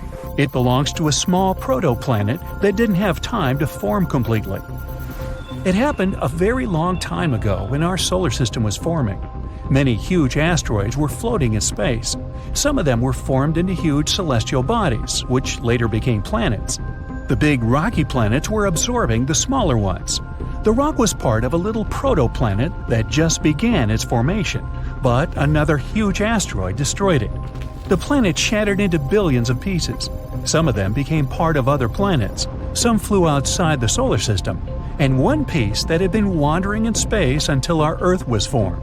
After that, it hit the planet's atmosphere and fell into the territory now known as the Sahara Desert. The rock was discovered in 2020, but the erosion of extraterrestrial rocks shows that it could have fallen much earlier. This ancient thing weighing around 70 pounds has several pieces of different meteorites inside. In simple words, it's a volcanic rock consisting of lava. It has cooled, solidified, and crystallized. That's why you notice the glitter. Scientists hope that further study of the rock will help to learn more about our solar system foundation. The biggest asteroid discovered in the U.S. is the Willamette. Its size is 84 square feet, and its weight is more than 15 tons. This is half the weight of a bus. Several people can fit on the surface of this outer space object. But the coolest thing is that it's not a rock like most meteorites that were found. Willamette is made of nickel and iron. This massive piece of metal was discovered in 1906. Now, the huge rock is kept at the American Museum of Natural History. The largest meteorite ever found is Toba. It's located in Namibia, and people have never changed its position because it's too heavy. The weight of Toba is 60 tons. It's heavier than a tank. The next space-related event occurred on February 28 in southwest England. On this day, a huge flash lit up the sky. Then there was a loud crash. Several residents opened the doors of their houses and noticed a black sooty spot on the lawn. They immediately guessed what had happened and reported the discovery to the British Meteorite Observation Network. If you ever find a meteorite, report it to some geological research or space center as soon as possible. The longer a space rock lies on the ground, the faster it loses its value. Rain, dust, snow, wind, scorching sun, all these factors damage the surface of the meteorite. It makes it difficult to study the celestial object. The meteorite found in England looks like coal, but it's way softer and more fragile. It most likely used to contain frozen water. The rock is part of a huge asteroid that plowed through outer space when our solar system hadn't fully formed yet. They found a unique combination of minerals inside the rock. It can help scientists learn more about the origins of the solar system and life on Earth. Now we're heading to Germany, to the small town of Nördlingen. A huge ancient meteorite's hidden here. It's very difficult to notice it unless you know the secret of this town. You're walking along the cozy little streets and looking at the buildings with beautiful architecture. You spend the whole day there and don't find anything that reminds you of a meteorite. To solve the mystery, you need to get out of town. So you climb a high hill and see that the city is located inside a pit. For a long time, locals were sure the house was located in the crater of an extinct volcano.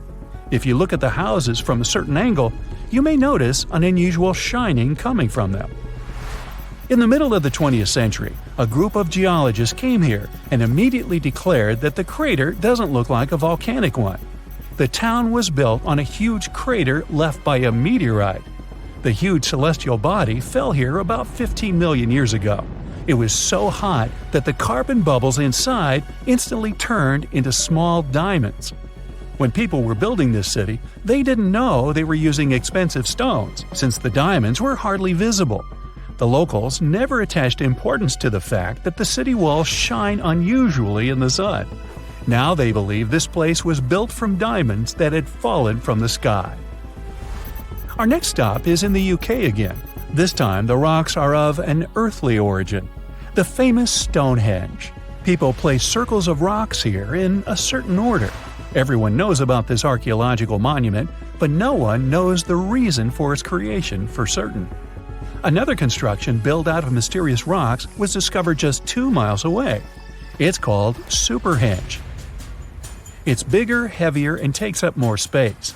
Each plate here is 15 feet, which is about the height of 2 floors. Once, the stone stood vertically and formed a huge semicircle. But someone pushed the stones over about 4,500 years ago. It was a college prank. No, not really. That's why they couldn't be detected for a long time. Scientists still can't solve the mystery of Stonehenge, but they believe the standing vertical stones were part of some huge monument. Some other amazing rocks are located in the south of Costa Rica. There are big ones, the size of a human, and there are smaller ones, the size of bowling balls. And they all have a perfectly round shape. These giant rocky spheres were created by people. It must have taken years of polishing using stone tools to get the perfect round shape. These balls are incredibly heavy, but can easily roll like a basketball. All the rocks are of a different age. Some of them were created about 2,500 years ago. Most of them are made of molten volcanic magma. Until now, scientists don't know for what purpose these stones were used. They were found in different parts of Costa Rica, near big cities. It's possible that ancient civilizations installed them specifically to show the greatness of local kings. Also, many experts believe the rocks were used as a tool for studying astronomy. The people who knew their purpose of the rocks had disappeared, and the history of the stones was lost along with them. Let's finish our journey with the coolest archaeological find. You're walking through the desert of Peru and climbing a low hill. You look down and notice the surface of the hill is covered with strange lines. You walk far away and see a huge cat on the hill. Such a drawing is called a geoglyph. Its length is around 120 feet, which is about half the size of a Boeing commercial jet. Archaeologists discovered the giant cat in 2020 and found out that it had been created somewhere between 200 and 100 BCE. This huge drawing is part of a mysterious group of different pictures. In addition to the cat, there are other animals, plants, and fantastic figures. All of them were found in the desert of Peru. The kitten was found by chance. Archaeologists didn't see it at first because natural erosion on the hillside had almost erased the silhouette.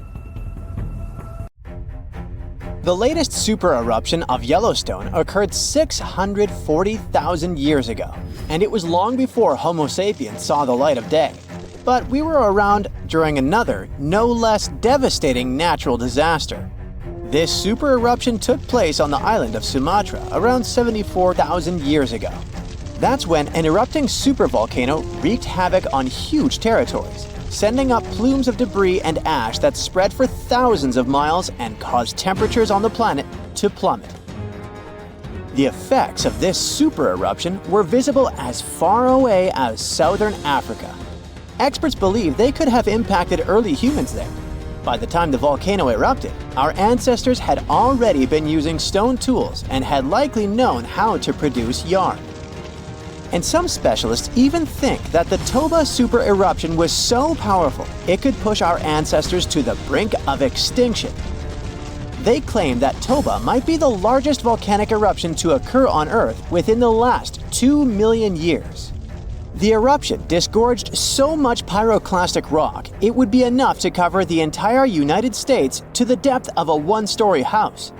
About a third of that deposit piled up on northern Sumatra, while a lot more ended up beneath the floor of the Indian Ocean. The super eruption left an elliptical crater lake around 60 miles long. The caldera is so large it's hard to feel that you're indeed in a volcano. Pumice deposits from the eruption remain in the canyon walls and go deep below the ground. There aren't many arguments about the amount of pumice and ash involved in this disaster. At the same time, experts aren't sure how much sulfur ended up in the atmosphere. Even some sulfur layers in the polar ice could be potential candidates. But so far, scientists haven't found any connection between them and Toba. But let's get back to the dramatic impact the super eruption had on early humans. It turns out, some not only survived but even thrived after this natural catastrophe. at least judging by the artifacts they made during and after the eruption. The disaster might not have posed a serious threat to those of our ancestors who took refuge along the coast. Genetic evidence hints that modern humans descend from a few thousand people that ventured out of Africa around 60,000 years ago. Why just a few thousand? According to some experts, the rest of our ancestors could have been devastated by the Toba eruption. After all, the supervolcano spewed out 1,000 cubic miles of dust and rock in a flash, leaving a scar in the ground that was dozens of miles wide. All that dust and sulfur Toba sent into the atmosphere potentially cooled the surface of our planet, which led to the appearance of glaciers and the lowering of Earth's sea levels. And since Toba might have had an important role in shaping humankind, scientists have been working hard trying to understand precisely how early humans reacted to this disaster. In 2011, several researchers found an enigmatic soil sample in South Africa's Pinnacle Point, an archaeological site overlooking the Indian Ocean. This sample contained some volcanic ash. After examining the layer, they found more than 400,000 artifacts left by early humans. Those ranged from heat-treated stone tools to signs of fire and animal bones. Based on this finding, the team suggested that early humans on the South African coast thrived after the eruption, living in that area for thousands of years and improving their tools. The region might have served as a refuge during and after the Toba eruption. A 2009 study suggested that the eruption could have lowered global temperatures by 14 degrees Fahrenheit. It would have made survival tough elsewhere in Africa. If there had been a volcanic winter, it wouldn't have been as cold along the coastline. On the other hand, newer studies claim that Toba spewed out so much sulfur into the atmosphere that the resulting aerosols could have stuck together, which would have limited their cooling effect in the long term. In other words, right after the eruption, temperatures would have plummeted, but only in some regions. And after 3 years or so, the effects of the eruptions would have calmed down altogether, becoming not dangerous to humans. Well, apparently, more research is needed. Meanwhile, let's figure out if we should watch out for any volcanoes these days. Last year, thousands of small earthquakes shook the ground near Iceland's Svartsengi geothermal power plant. Magma rose to the surface there, and now it has opened wide fractures slicing through the small town of Grindavik. The ground there is still swelling, and an eruption might happen with little notice. But of course, that's not all. Over the planet, 45 other volcanoes keep rumbling. For example, Italy's Vesuvius, that infamous thing that finished the city of Pompeii in 79 CE. Over the last 17,000 years, the volcano has experienced 8 explosive eruptions, followed by powerful pyroclastic flows, dense masses of super hot ash, lava fragments, and gases flowing at high speeds. The volcano's last eruption happened in 1944. Mount Rainier is one of the most dangerous volcanoes in the USA. Its high elevation, chemical composition, and proximity to Washington's Seattle and Tacoma suburbs, and the volcano's ability to produce massive pyroclastic flows make Mount Rainier a threat to consider. The heat from this volcano could potentially melt the ice and snow covering it, leading to rapid downstream flows of debris, mud, and rocks. The Novarupta volcano in Alaska's Katmai National Park and Reserve formed in a 1912 eruption, which was the world's largest in the 20th century. The volcano sent almost 7 cubic miles of ash and debris into the air. It also produced such a powerful ash flow that it created the Valley of 10,000 Smokes. Mount Pinatubo is located in a populated region in the Philippines. It became notorious after a 1991 massive eruption, which was the second largest eruption of the 20th century. More than 700 people lost their lives during that natural disaster. Today, more than 21 million people live within 62 miles of Pinatubo. Mount Agun, a continuously erupting volcano in Indonesia, had its last major eruption in 1963. It was one of the most tragic eruptions in the country's history. It lasted for 11 months, producing ashfall and pyroclastic flows that led to the loss of more than 1,000 lives and serious property damage. People saw ash plumes above the volcano throughout 2018, following the eruption in November 2017. Japan's Mount Fuji hasn't erupted since 1707. That year, a massive earthquake likely set it off. In 2014, experts warned that Fuji could be at risk of another eruption following the 9-magnitude earthquake that shook Japan in 2011. Experts believed the earthquake had raised pressure below Fuji. The eruption in 1707 sent so much ash and debris into the air that all this mass even reached Tokyo. Should Fuji erupt again, it would affect more than 25 million people in the surrounding areas. The eruption of Washington's Mount St. Helens in 1980 was one of the most destructive volcanic events in U.S. history. 57 people, as well as thousands of animals, lost their lives during that natural disaster. The eruption also destroyed around 200 square miles of forest. Experts think that Mount St. Helens' history of massive eruptions means that future catastrophes are bound to happen. The next explosive eruption might send large amounts of ash all over the Pacific Northwest. No wonder the volcano is under close monitoring. One of Indonesia's most active volcanoes, Mount Merapi, has been erupting for centuries. NASA claims that the biggest risk of this volcano is pyroclastic flows, which can spread over vast areas and harm loads of people. For the last time, Merapi erupted in January 2024, sending plumes of smoke into the air. These days, more than 24 million people live in the area surrounding this volcano.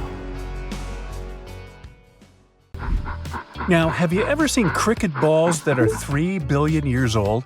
Klerksdorp spheres were found in deposits of the mineral pyrophyllite in South Africa and rocked the science world. They do look like tiny ancient cricket balls with seams-like lines around the middle.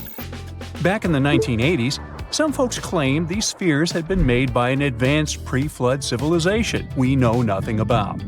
One museum curator shared stories about how they rotated on their own in a display case. There was also a TV show that invited a psychic who declared the spheres were pieces of an ancient spaceship. But according to geologists, these spheres are actually pretty common concretions or spherical objects formed by different minerals than the surrounding rock. The seam-like lines are just imprints from the host rock's layers building up over time. The Klerksdorp spheres come in different shapes, from noticeably flattened spheres to distinct disks. As for that episode when one of these spheres spun on its own, the curator of the Klerksdorp Museum cleared that up too.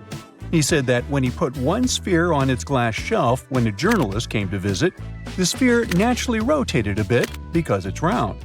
The area where the museum is located often experiences earth tremors from gold mining activities nearby. The oldest known human-like footprints could be 6 million years old. They were found on the Greek island of Crete in 2002.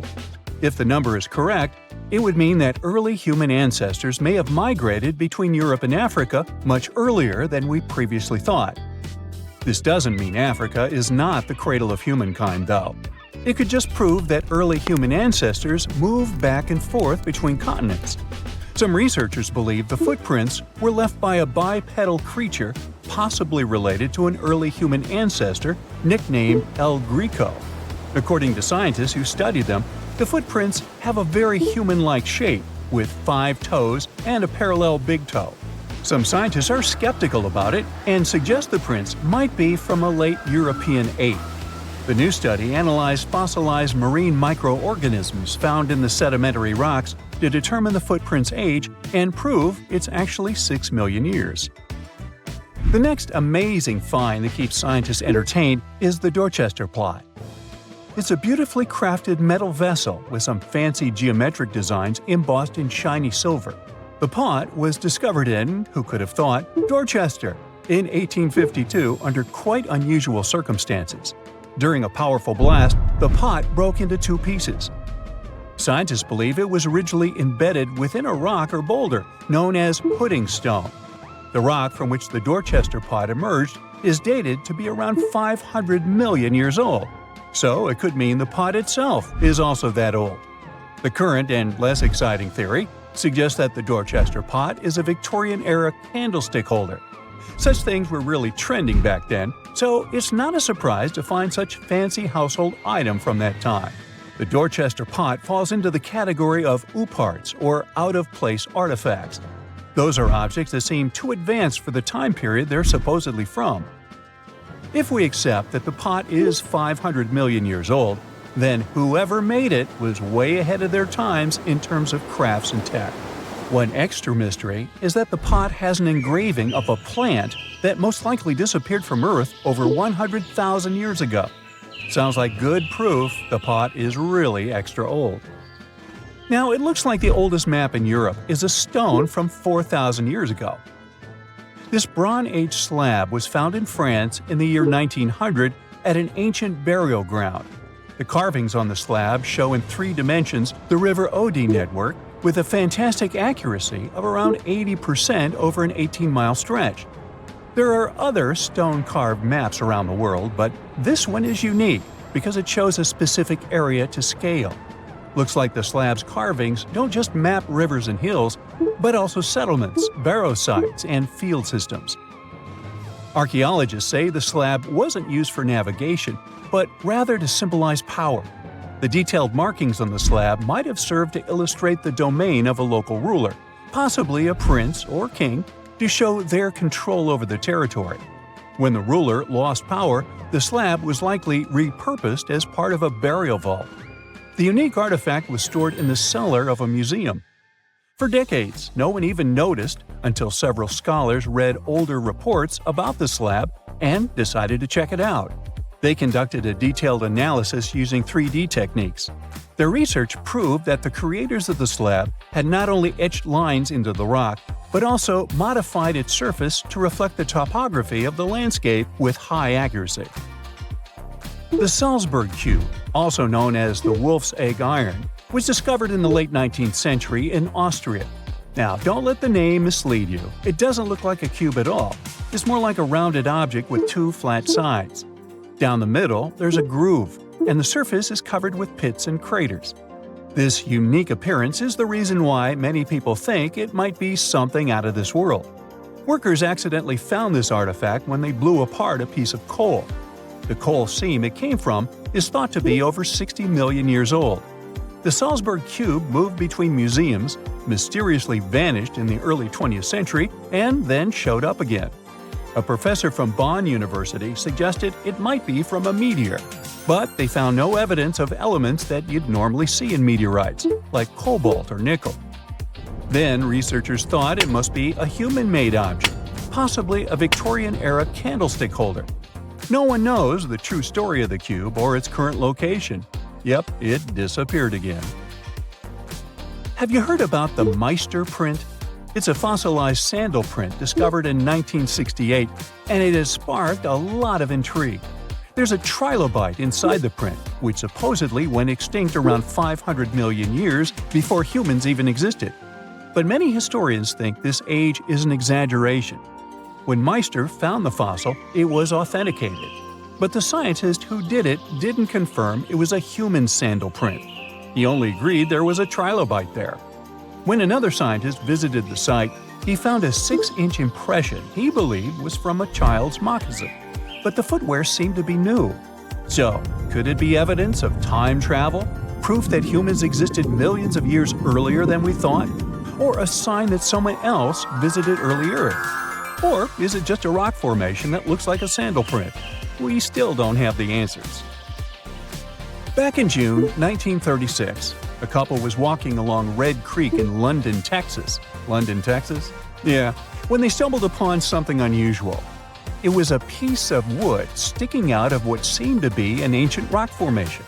About 10 years later, their curious son decided to crack open the rock to see what was inside. And he saw a hammer, which looked surprisingly modern.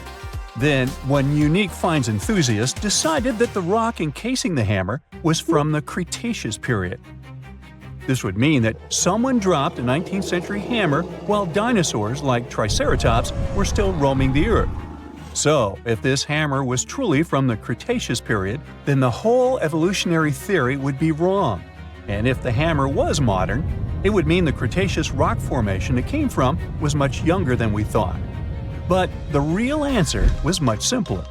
The hammer was indeed modern, and geological processes had encased it in rock. Minerals can harden around an object in a relatively short time. So the hammer was probably dropped by a miner a century or so ago, and the rock formed around it afterward. And no, it wasn't a Victorian-era candlestick holder either. A remote survey vehicle, Okeanos Explorer, found this mysterious golden orb in the Gulf of Alaska, about 2 miles deep underwater. No one can say what this thing is. It's a strange object just 4 inches wide, and it was firmly stuck to some rock. When you touch it, it's smooth, soft, feels like flesh. You can even see a hole in it, as if something escaped from there. But what? Divers brought the mysterious orb to the lab from the Pacific Ocean. They felt like in the beginning of a horror movie, almost as if you poked this thing, something would jump at you. This could happen if they had found it sooner. The hole in that orb means something alive tried to get inside or break out from inside, which is why scientists assume that this is an egg. We might have discovered a new species, or a new life stage of some species we already know. Some species do lay their eggs on the ocean floor, like squids. Although, if that's the case, then these animals might be gigantic, because that egg is huge. But maybe it's not an egg. Maybe it's a sponge. They found this thing surrounded by white coral, where sponges usually vibe. Just months before this discovery, scientists found more than 5,000 new marine species in a tiny space between Hawaii and Mexico. The Gulf of Alaska is home to 52 more species, with tons yet to be identified. So maybe it's just one of those sponges we haven't discovered yet. Or it might be a coral, or something entirely different. The only thing scientists know for sure is that the thing is a living organism. They're planning to move the orb to a more advanced lab to conduct DNA testing and reveal more about it. And it's not our first horrifying discovery from the oceans.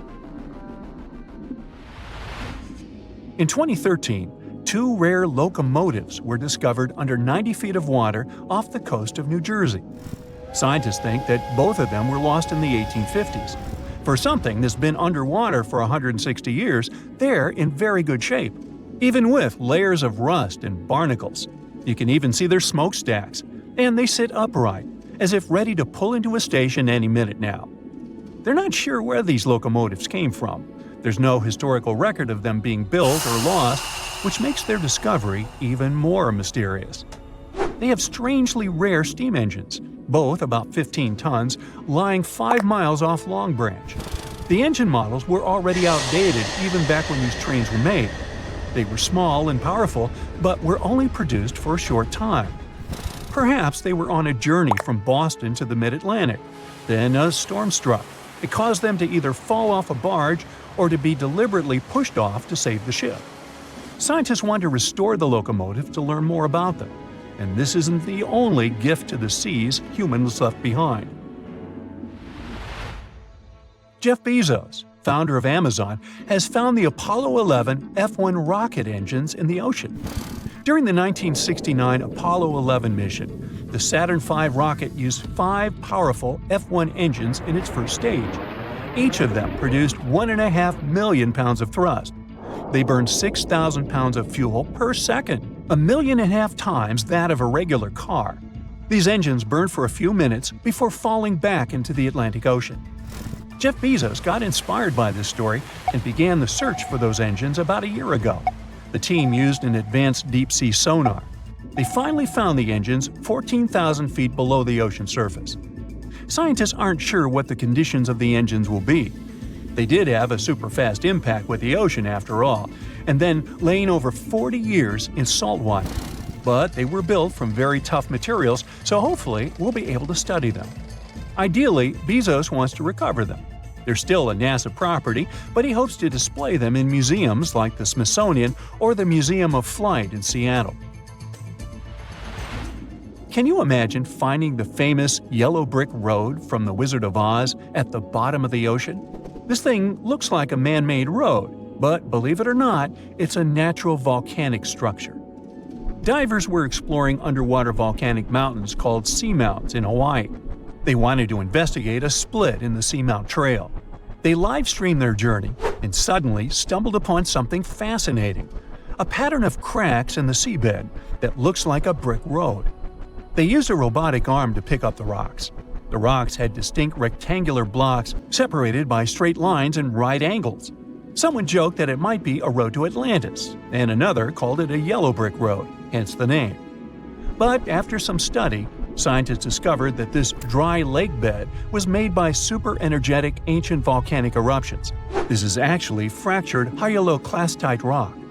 Since the volcanoes were going crazy, they heated up and cooled down repeatedly until they created this unique cobbled pattern.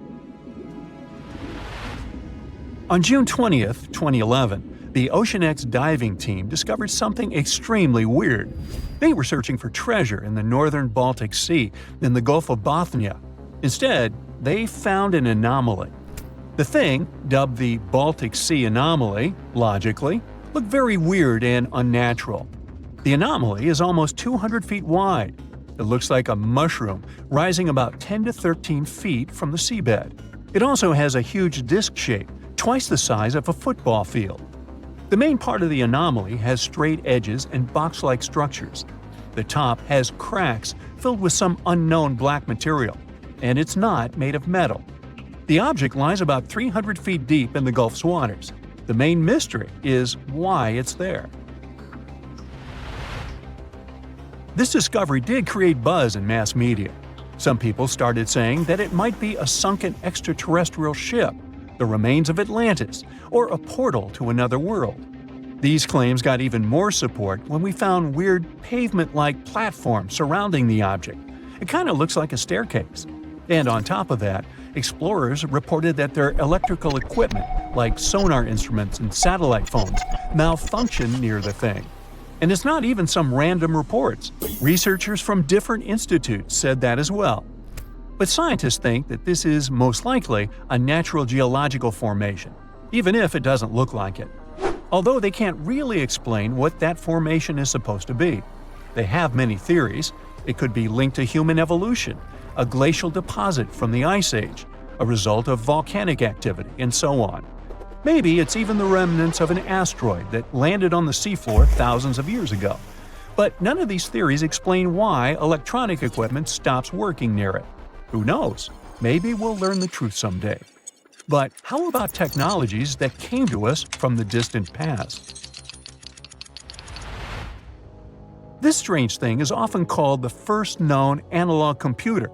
It's called the Antikythera mechanism. We discovered the mechanisms in 1901 near the Greek island of Antikythera. It might be from around 87 BCE. They found it in a shipwreck, in incredibly good shape for being so old. The thing was super complex. Machines of similar complexity didn't appear anywhere in the world until the 14th century. There was also a mysterious lump.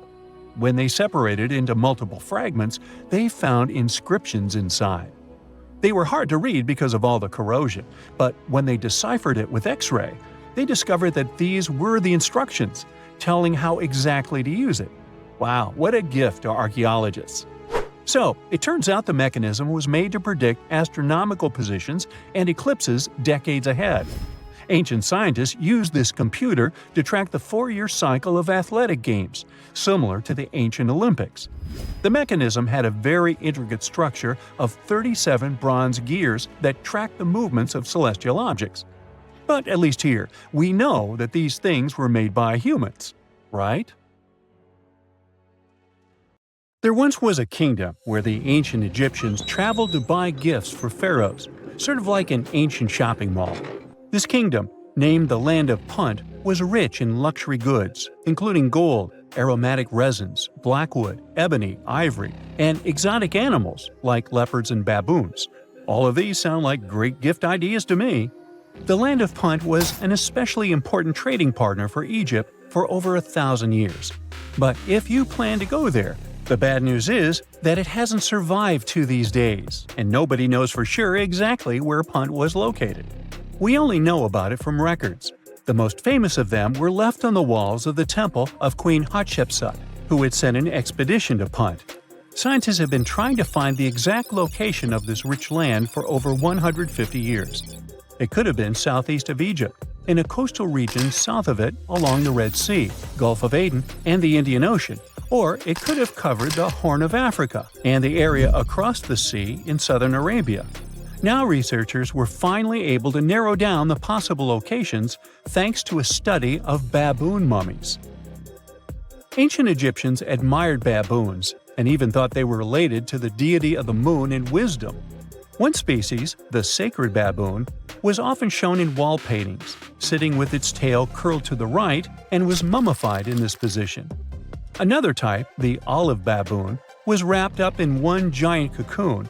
Both types were found in the tombs of the Valley of the Kings. But if you remember geography lessons, baboons just don't wander around Egypt, so they must have been brought there through trade with other regions. Primatologists, Egyptologists, geographers, and geochemists look at the mummified baboons from two different time periods in ancient Egypt. Some were from the New Kingdom period, and others were from the Ptolemaic period. The scientists did some more hard work and analyzed tissues from 155 baboons from 75 separate places in eastern Africa and southern Arabia. Those were all areas that they thought could be the ancient Land of Punt. They measured oxygen and strontium in the baboons' bodies. When animals drink water and eat plants, their teeth, hair, and bones show a geographic signature of where they've lived, thanks to these elements they contain. Scientists use a special method called isotopic mapping and found out that the New Kingdom baboons they analyzed came from a location in Eritrea, Ethiopia, or Somalia.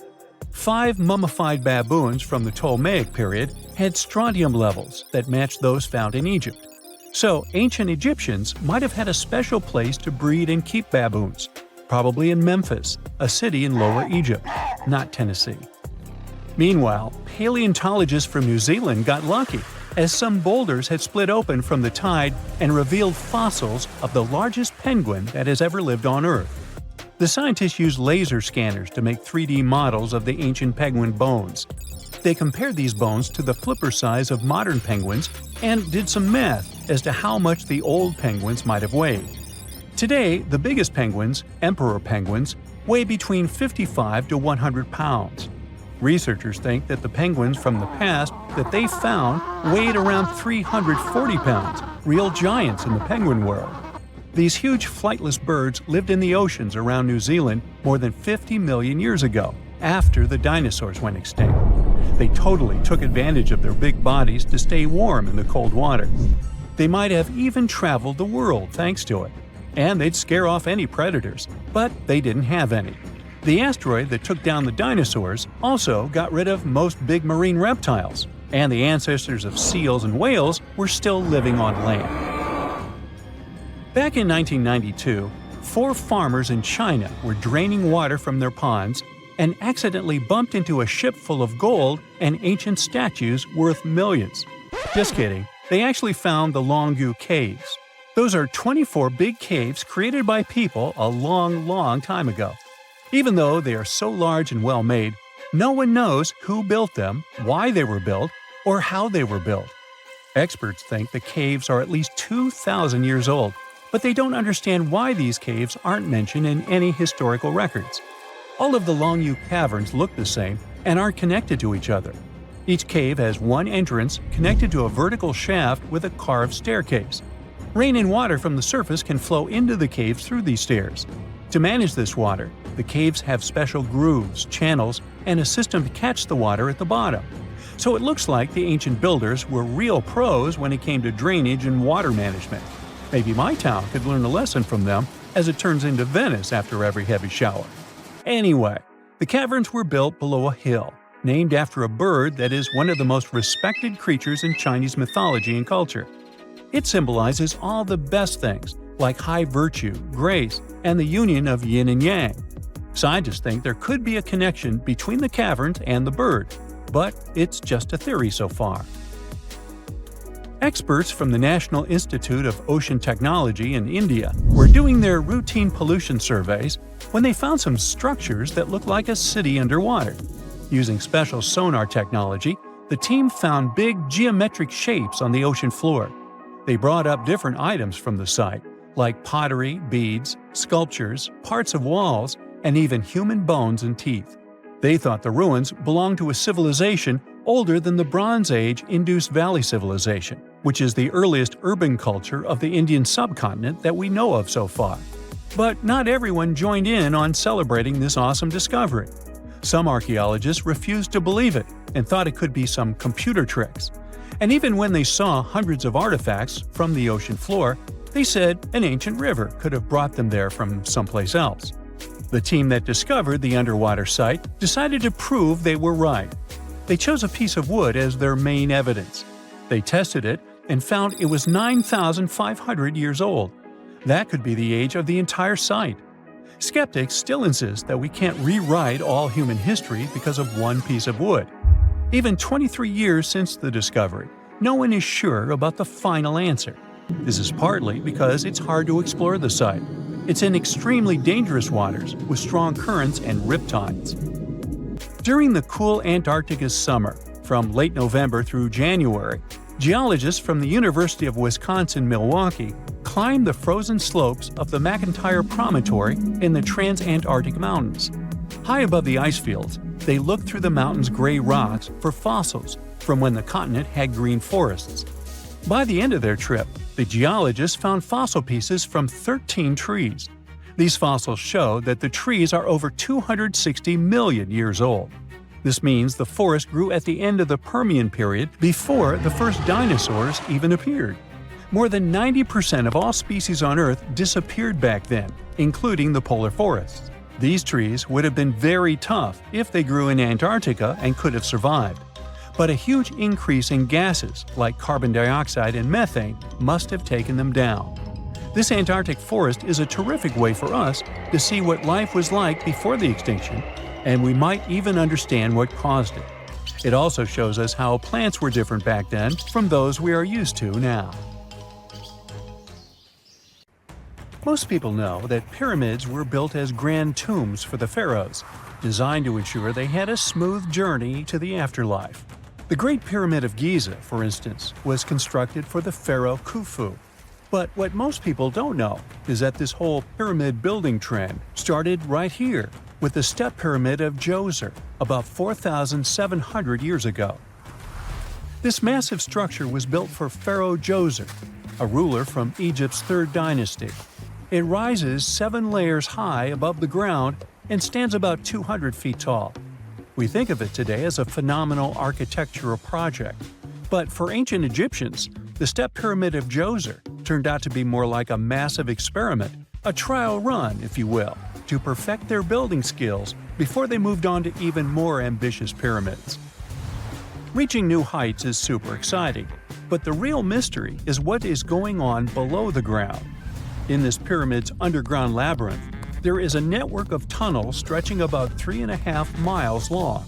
And some researchers believe these tunnels might have been part of a sophisticated water system that could completely change what we think about pyramid construction. Let's talk about this massive complex located in Saqqara. Surrounding the pyramid, there's what's known as a dry moat, a continuous trench that is up to 164 feet wide and almost 2 miles long. It forms a sort of rectangular shape around the pyramid. This trench has an average depth of about 65 feet. Now, if you were to add up all the earth and rock they dug out to create this moat, it would be about 10 times the volume of the step pyramid itself.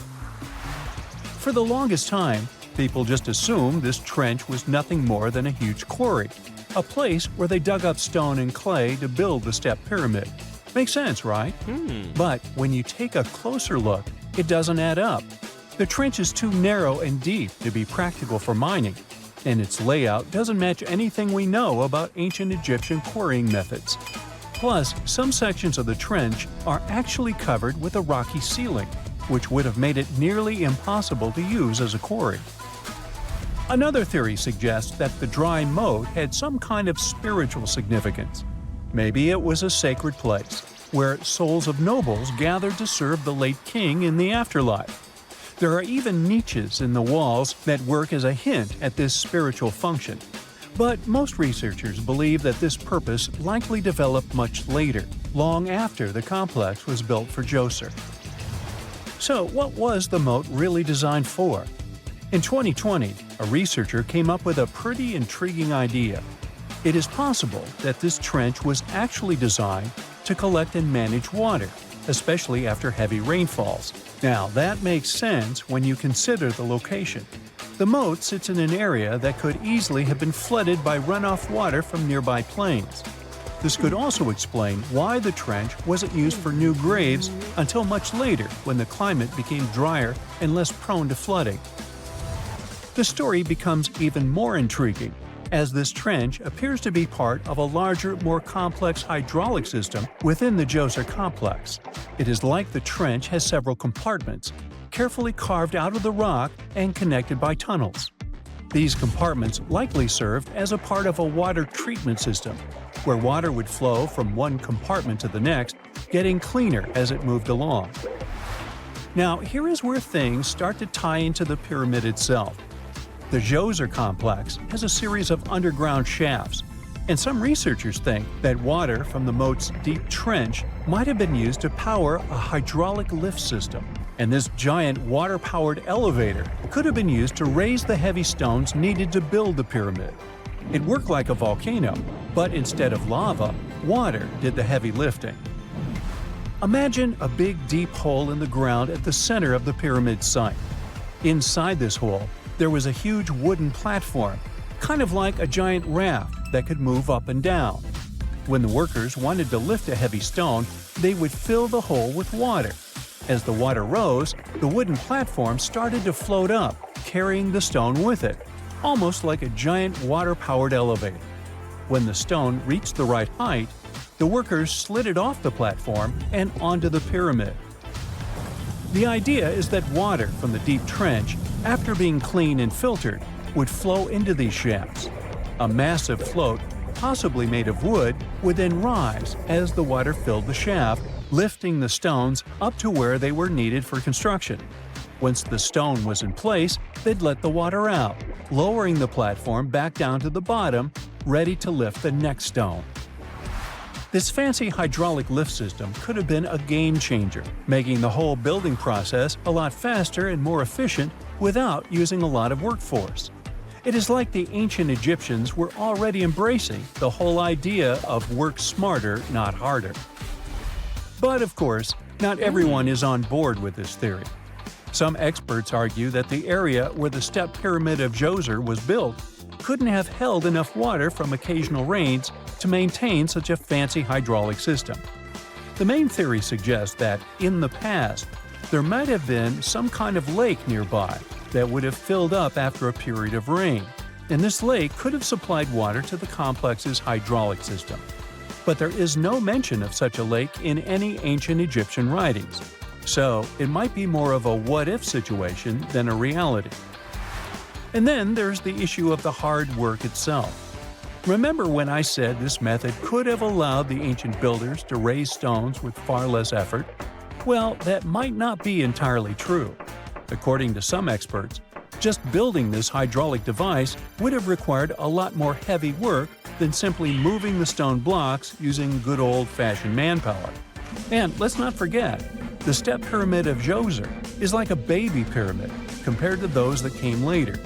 The stones used for Djoser's pyramid weighed, on average, about 660 pounds each, which is nothing compared to the more than 2.5-ton blocks used later for the pyramid of Chephren. If this cool water lift theory gets completely ruled out, we still need to explain how this pyramid was built in the first place. To answer that, we need to rewind a bit and talk about the original plans. See, before Djoser's tomb became a pyramid, the idea was to construct a simple mastaba.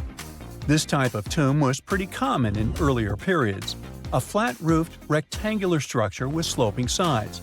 But after the original mastaba was finished, they decided to expand it a bit by adding more layers on top.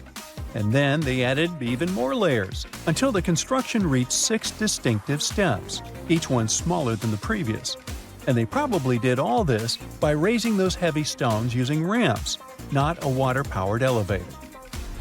There is still so much we don't know about the step pyramid of Djoser. More research is definitely needed to fully understand how this system worked, or if it even existed at all. But the idea of using water to help build the pyramid adds a whole new layer to our understanding of ancient Egyptian engineering. It's a powerful reminder of just how clever and resourceful those builders were, using the natural landscape and the power of water to create one of the most iconic monuments in history. On January 10, 1992, a huge cargo ship sailed somewhere in the middle of the Pacific Ocean.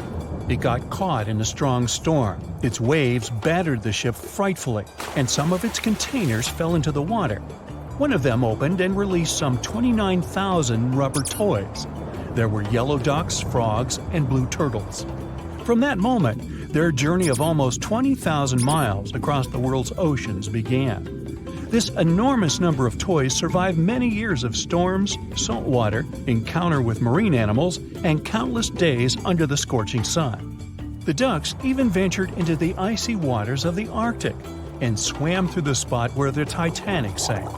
Some of the toys settled in Hawaii, and some went to the shores of England. Many people watched their journey all the time. Oceanologists studied ocean currents with the help of this migrating flock of rubber duckies. People authored books about these ducks. Each toy is an artifact, and somebody managed to find at least one of them. One frog washed up on the coast of England, and other toys were found in the ocean. People are looking for them and selling them for thousands of dollars. Until now, these wanderers are floating somewhere out there, and you may find one of them sometime. I keep mine close by. You know what ammonite is?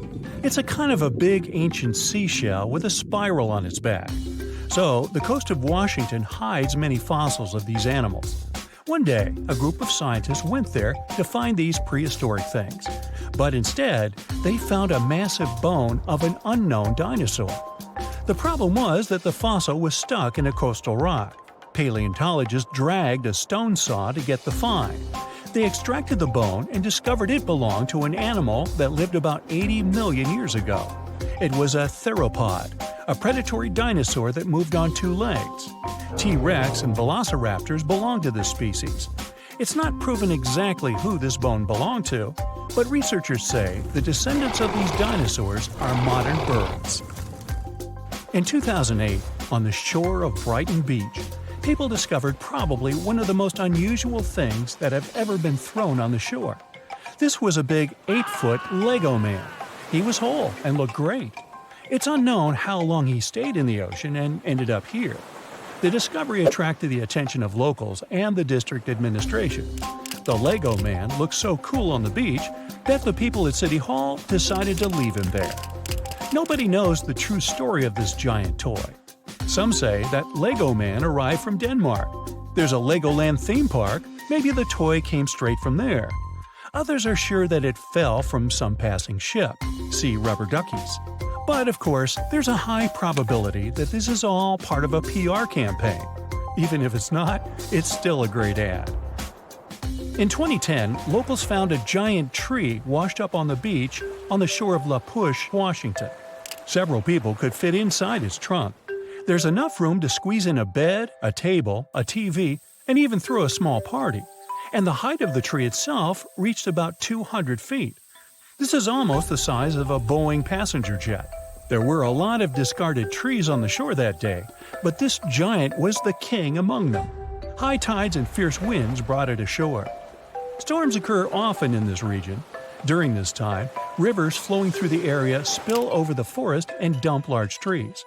Also, near the beach, there are high slopes with tropical forests. At high tide, the water washes away the trees and brings them to the shore. Now, they didn't know the exact type of tree, but it was like the Sitka spruce, red cedar, and Douglas fir. In 2020, a giant squid was found on a shore of a South African beach.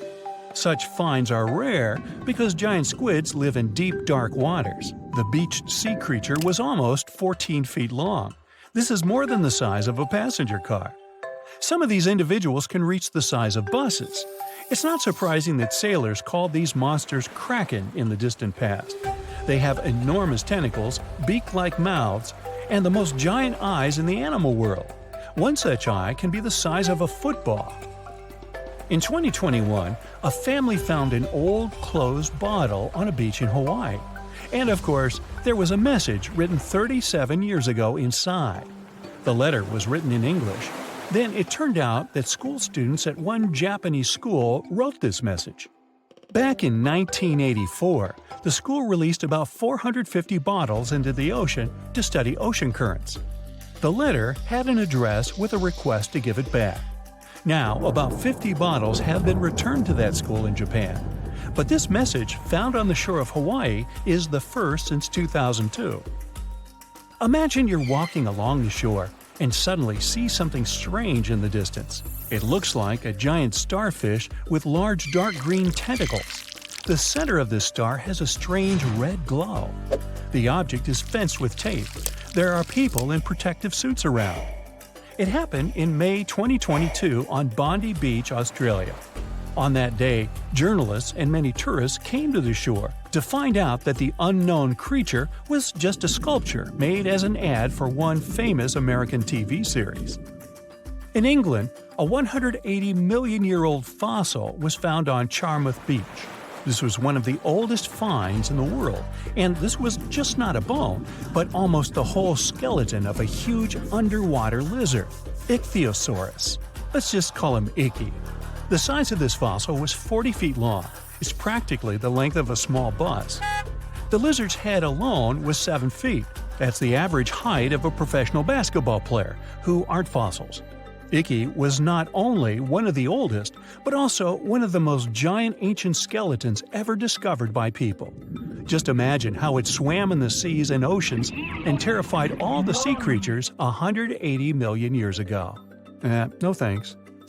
On February 16, 2020, locals found a large cargo ship stuck on a rocky shore off the coast of an Irish village. It was old, rusty, with holes in the body and rotten parts.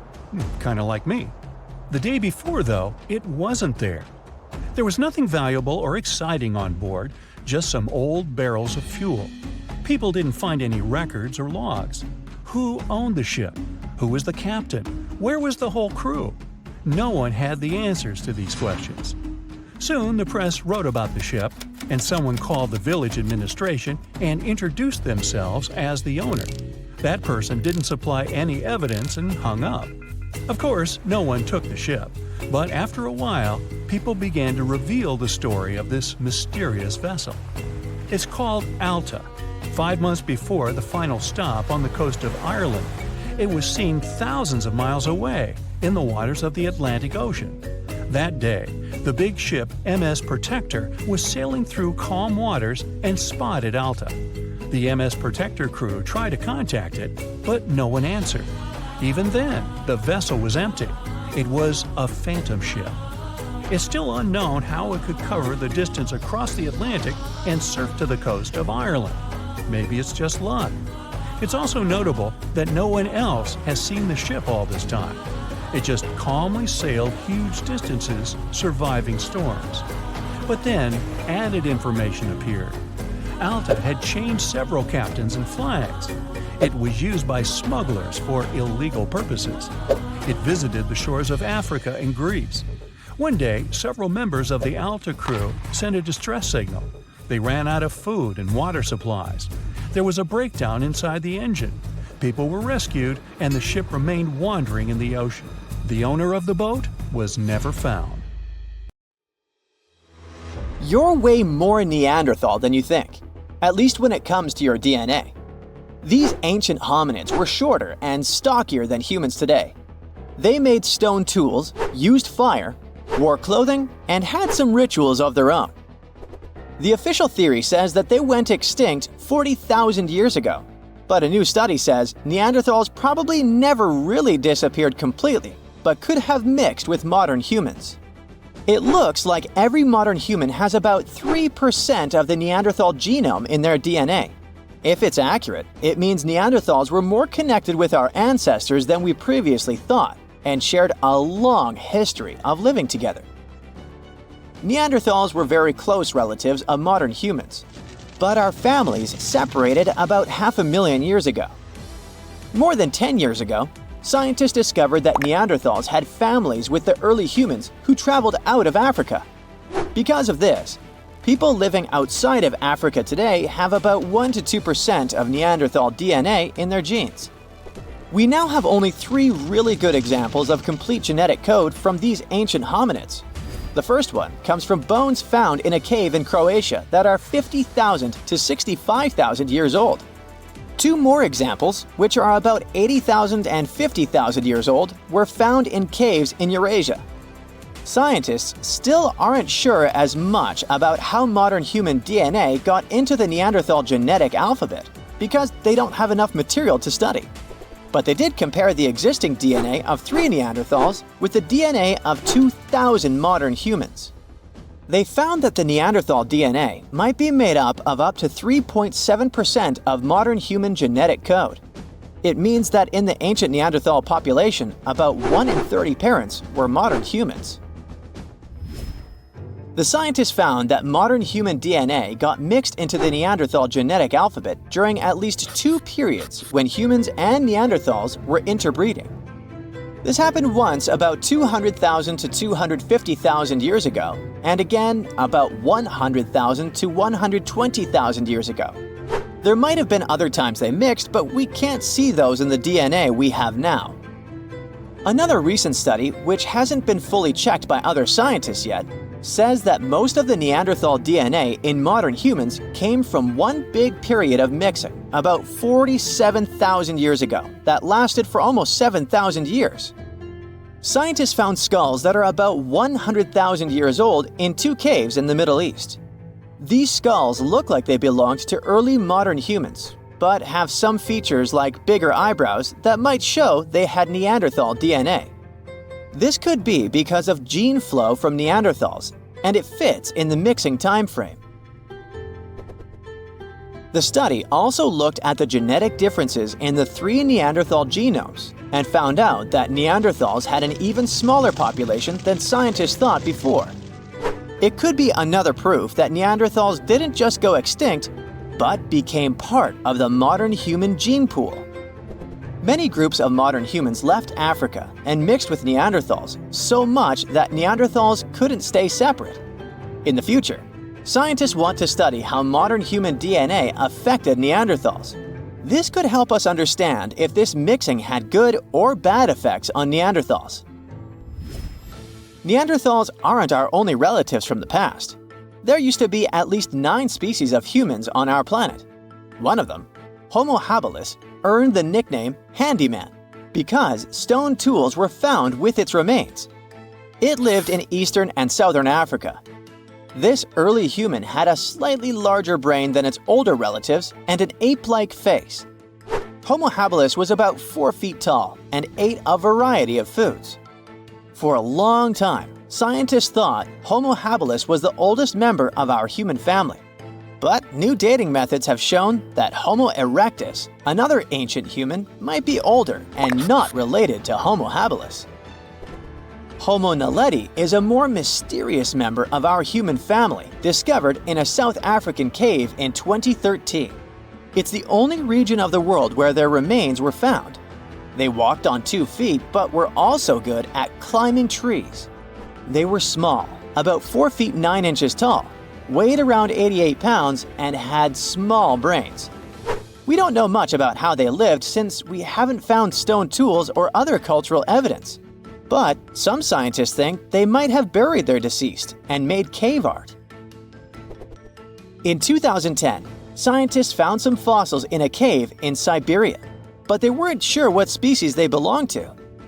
These fossils are from a group called the Denisovans, who lived between 194,000 and 51,000 years ago.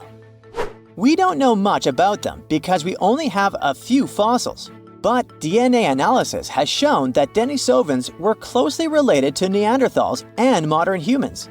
They even had families with early humans, especially in Southeast Asia. There aren't enough fossils to give Denisovans their own species name, but their genes are found in modern humans, which means they might be part of our own species. As scientists study more about Denisovans and fossils in Southeast Asia, we might understand better how different species fit into the Homo family tree. In 2003, they found fossils of a very small human-like species in a cave on the island of Flores in Indonesia.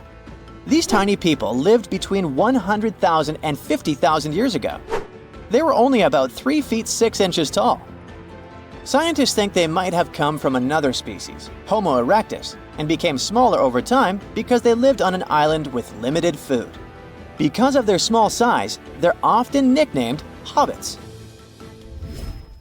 Around 40,000 years ago, Homo sapiens, yep, that's us, were the last humans left out of many different kinds of human-like species that walked on 2 legs. So, the logical question is, what happened to the others? And what did we have to do with their disappearance? Some scientists think we survived because our offspring lived longer, or because we were better at handling changes in the weather.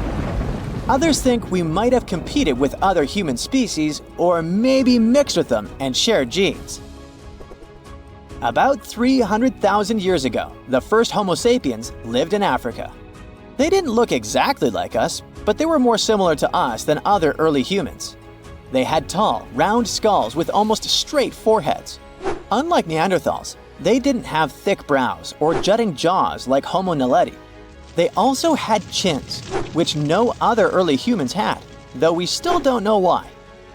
Homo sapiens lived in bigger groups and had more genetic diversity compared to other early humans. This helped us in many ways, not just in staying healthy. Having big social networks across different places was like having a safety net. If we ran out of food or water, we could go to other groups we were connected to, and they would help us because we weren't strangers, we were family. These big networks also helped these early humans share new ideas and inventions. A big simulation showed that later species of humans could live in many different environments because of these wide networks and the ability to adapt. We know that Neanderthals were really smart, but Homo sapiens might have been just a little bit smarter.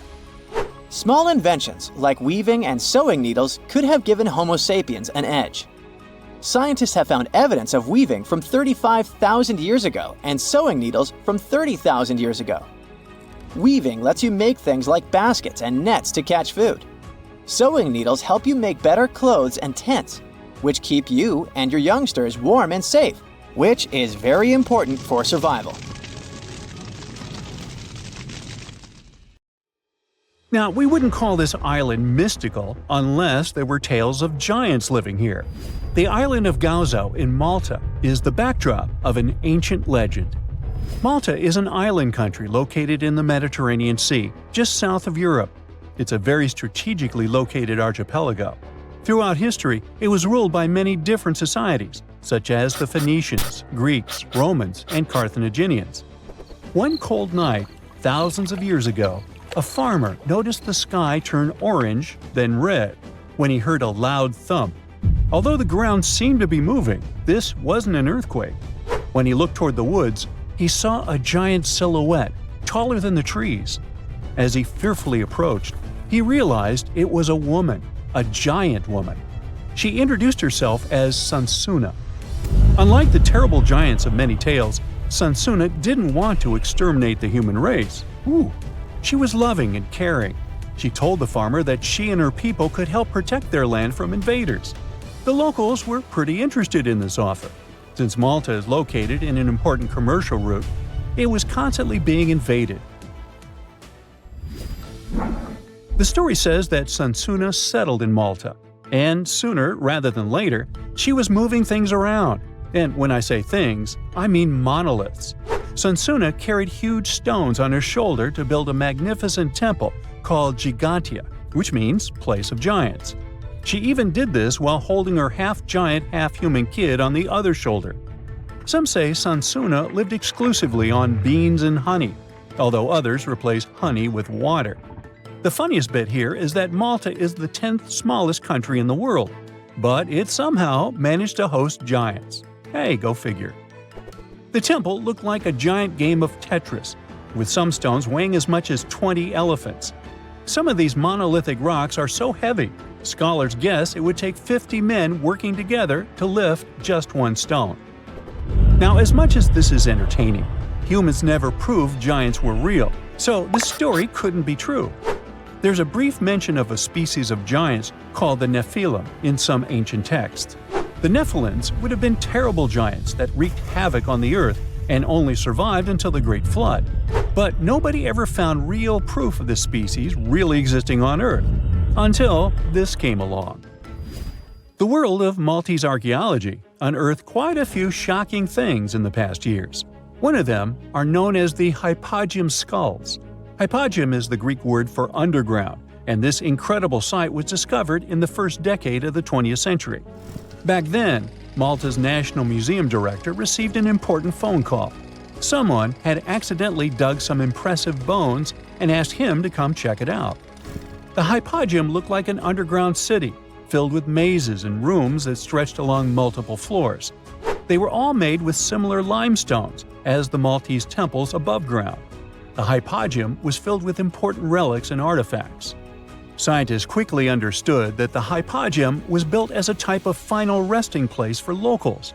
So, along with skulls, they found a lot of bones and skeletons. One of these artifacts were skulls, but these weren't regular human skulls. Rather, they were of the elongated type. To make matters worse, these skulls were hidden from the public for years. People started to talk and created a bunch of theories behind it.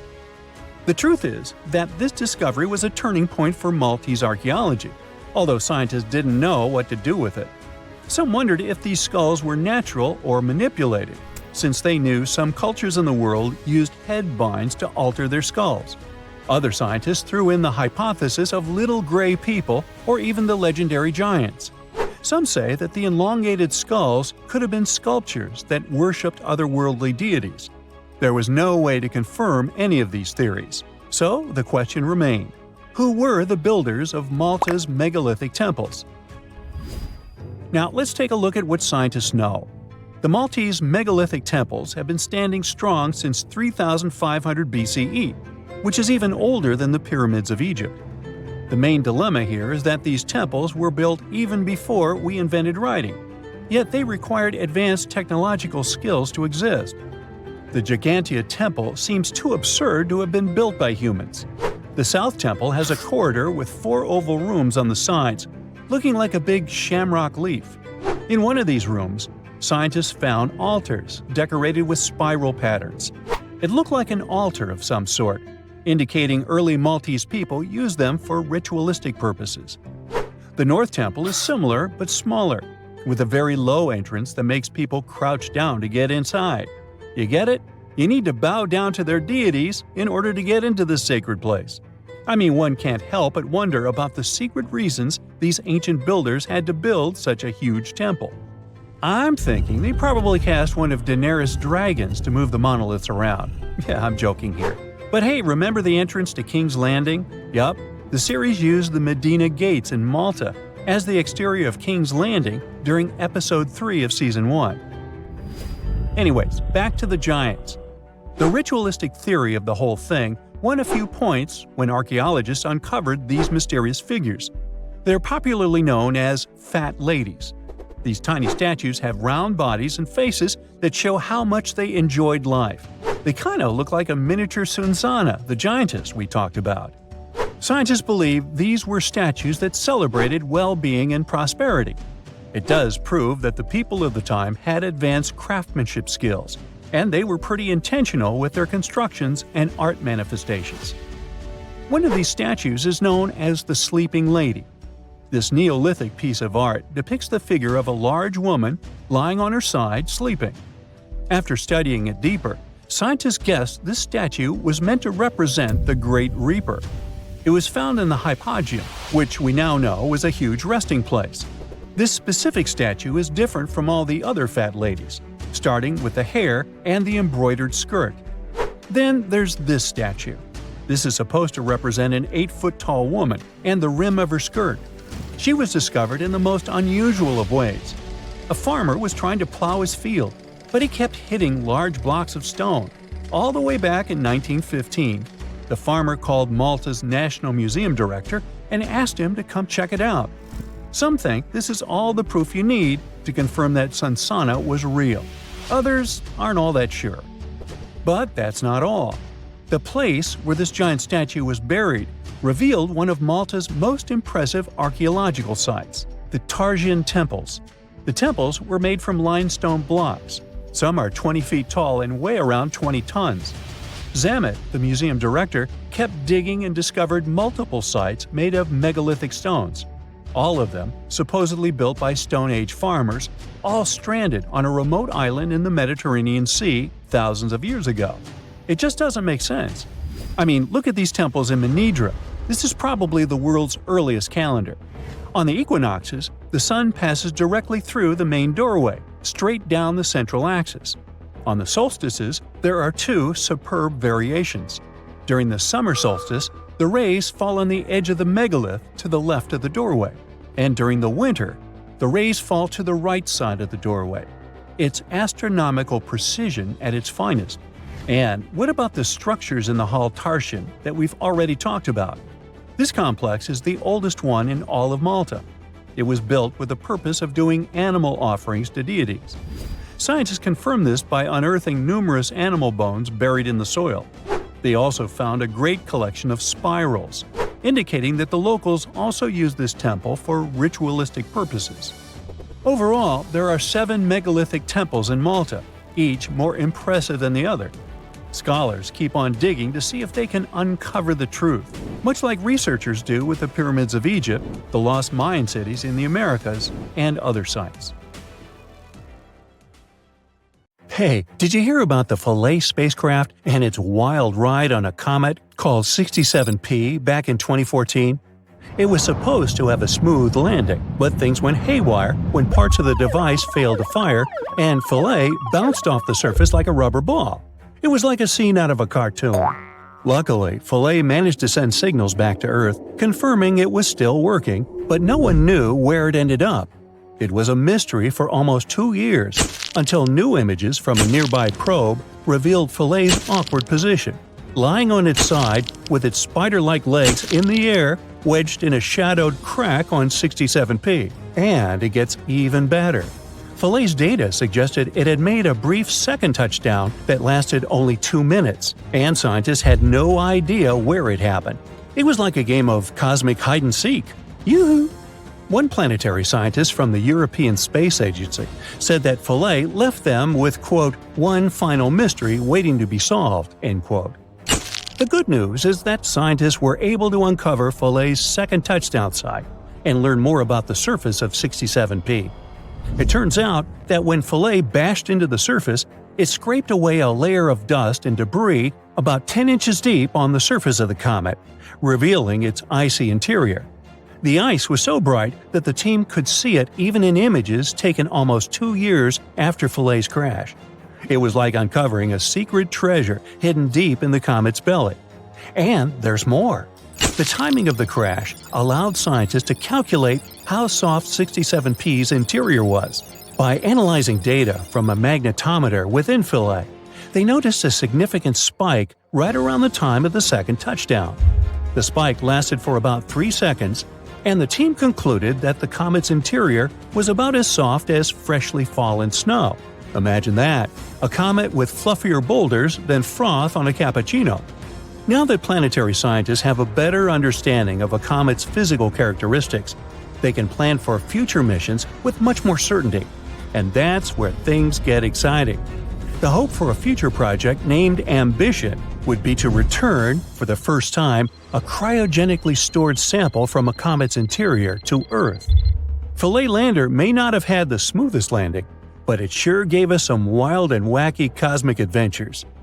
When it comes to comets, probably the star of the show, wink wink, in the comet world is Halley's Comet.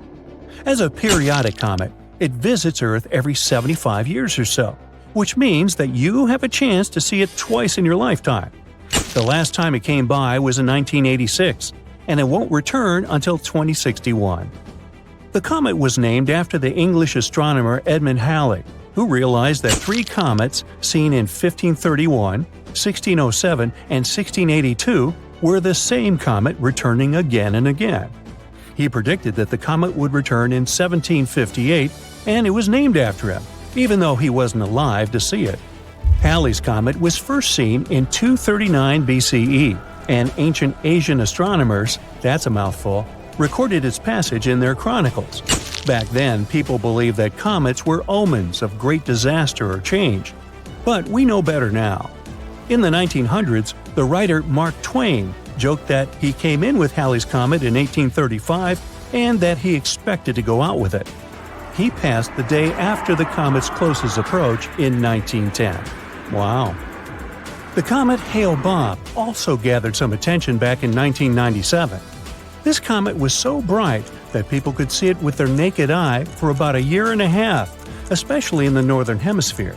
In fact, it was 1,000 times brighter than Halley's Comet. Even folks in heavily lighted areas, like Chicago, could catch a glimpse of its blue and white tails. The Hale-Bopp comet was discovered by Alan Hale in New Mexico and Thomas Bopp in Arizona. They were just gazing at the sky and suddenly saw this fuzzy object nearby that wasn't there before. Astronomers were excited about this event too. They used telescopes to study the comet as it approached, and NASA even used the Hubble Space Telescope to get a better peek. Hale-Bopp's nucleus was huge, like 19 to 25 miles across, and there was a lot of dust streaming out from it. Now, speaking of Hale-Bopp, the pop song Bop by the Hanson Brothers was a worldwide hit in that very same year, 1997. Is there a connection? Anyway, 5,000 years ago, another comet swung by our sun and put on a show for civilizations across Eurasia and North Africa. Unfortunately, this mysterious visitor wasn't recorded in any historical accounts, but scientists have a sneaky way of figuring things out. Enter Comet Atlas, or C2019-Y4, which made its debut in 2020. Sadly, Atlas met its end when it broke apart into a shower of icy fragments. But in a new study using NASA's Hubble Space Telescope, astronomers discovered that Atlas was a broken-off piece of that ancient comet from 5,000 years ago. Talk about a family reunion. Comet families are not unusual, and one of the most famous examples is the doomed Shoemaker-Levy 9 comet that fell piece by piece into Jupiter in 1994. But Atlas is a bit of a weirdo. It broke up while it was far from the Sun, which is strange because it should have broken up during its closest pass to the Sun. How did it survive its last pass 5,000 years ago? Well, by observing the breakup of the fragments, scientists can learn more about how the parent comet was put together. And they discovered that one fragment of Atlas disintegrated in a matter of days, while another piece lasted for weeks. This suggests that part of the nucleus was stronger than the other part. But the explanation for why it broke apart is still up in the air, pun intended. It could be due to centrifugal forces, or it could be because of super volatile ices that blew the piece apart like a firework. One thing is for sure though, Atlas's surviving sibling won't return until the 50th century. So until then, we'll have to settle for admiring the other beauties of the night sky. This next funny story is about a bunch of astronomers on the island of Maui. One night, they were just chilling and gazing at the stars with their fancy telescope when they suddenly spotted something weird. It was a comet, but not just any old comet. This one was traveling super fast and had a really strange shape. It was so odd that they even thought it might be a spacecraft from outside our planet. They named it Oumuamua, which means a messenger from afar arriving first in Hawaiian. Now, I know what you're thinking. Did they find a new civilization living in space? Well, not quite. But what they did find was pretty cool. You see, when comets pass through our solar system, they usually speed up as they leave because of the sun's gravity and the dust on their surface. But Oumuamua was too small to have any surface dust, so it didn't have the same glowing halo as other comets. So, what was causing Oumuamua to speed up? One possibility was due to a strange effect, where small bodies like asteroids absorb photons from the sun and re-radiate them in a propulsive plume. But that effect was too small to explain Oumuamua's acceleration. That left three possible explanations: propulsion provided by nitrogen, carbon monoxide, or molecular hydrogen. And guess what? One theory is that Oumuamua was rich in water, which is made up of hydrogen and oxygen. Some believe that before the comet entered our solar system, the water froze into ice in what's known as an amorphous state. This type of ice is porous and dotted with pockets, like my jeans. The theory then goes to say that cosmic radiation caused some of the hydrogen in the water molecules to break away, collecting in the pores like fuel in tiny fuel tanks. When Oumuamua entered the inner solar system, it probably warmed up just enough for the ice to convert to its crystalline state, essentially closing the pockets and forcing the hydrogen out of the comet. This might have provided the propulsive push that could explain the acceleration. If this theory is correct, there are no cosmic neighbors, just some really cool science. Aloha! This place has no time zone, no landmass, and the sun rises and sets here just once a year. For over 400 years, since the era of King Henry VIII, thousands of explorers from all over the world were trying to reach this elusive spot, the North Pole. Some were hoping to find a northwest or northeast passage to China and the Indies, and others just wanted to see what it was like. In 1773, the British Royal Navy organized the first scientific expedition to the North Pole. Constantine Phipps volunteered to lead the mission. It was difficult for the two ships to move through thick ice, and they had to be towed using smaller boats. At some point, Phipps was ready to leave the ships as they saw a completely frozen sea. But in the end, they broke free from the ice and escaped into the open sea to return home without reaching the goal. In 1882, American explorer James Booth Lockwood managed to get closer to the goal than anyone else. By that time, at least 750 people in 42 expeditions had lost their lives trying to make it to the pole. On the 7th of September, 1909, the New York Times came out with a sensational front page. Peary discovers the North Pole after 8 trials in 23 years. Robert E. Peary, an American explorer, claimed to have reached the North Pole in April of the same year. But communication back then was slower than now, so the message had only reached New York by September. A week before the famous headline, the New York Herald had published its own front-page sensation. The North Pole is discovered by Dr. Frederick A. Cook. Cook, another American explorer, had vanished into the Arctic for over a year and had everyone convinced he reached the pole in April 1908, a whole year before Peary. It was tricky to provide evidence any of them had actually reached the goal back then. Their goal was constantly moving on sea ice, unlike the South Pole on steady land, so they couldn't just leave a flag or some other proof there. A travel diary full of details of the journey, including daily distances, the position of the stars, and the like, would probably do as evidence. But neither Cook nor Peary were able to provide any of this backup information. So each of them started a campaign to prove they were honest and trustworthy. Peary was mentioned as the North Pole discoverer until 1988. That's when the National Geographic Society revisited the evidence and found that his records really didn't prove his claim. Cook's claim was neither proven nor disproven.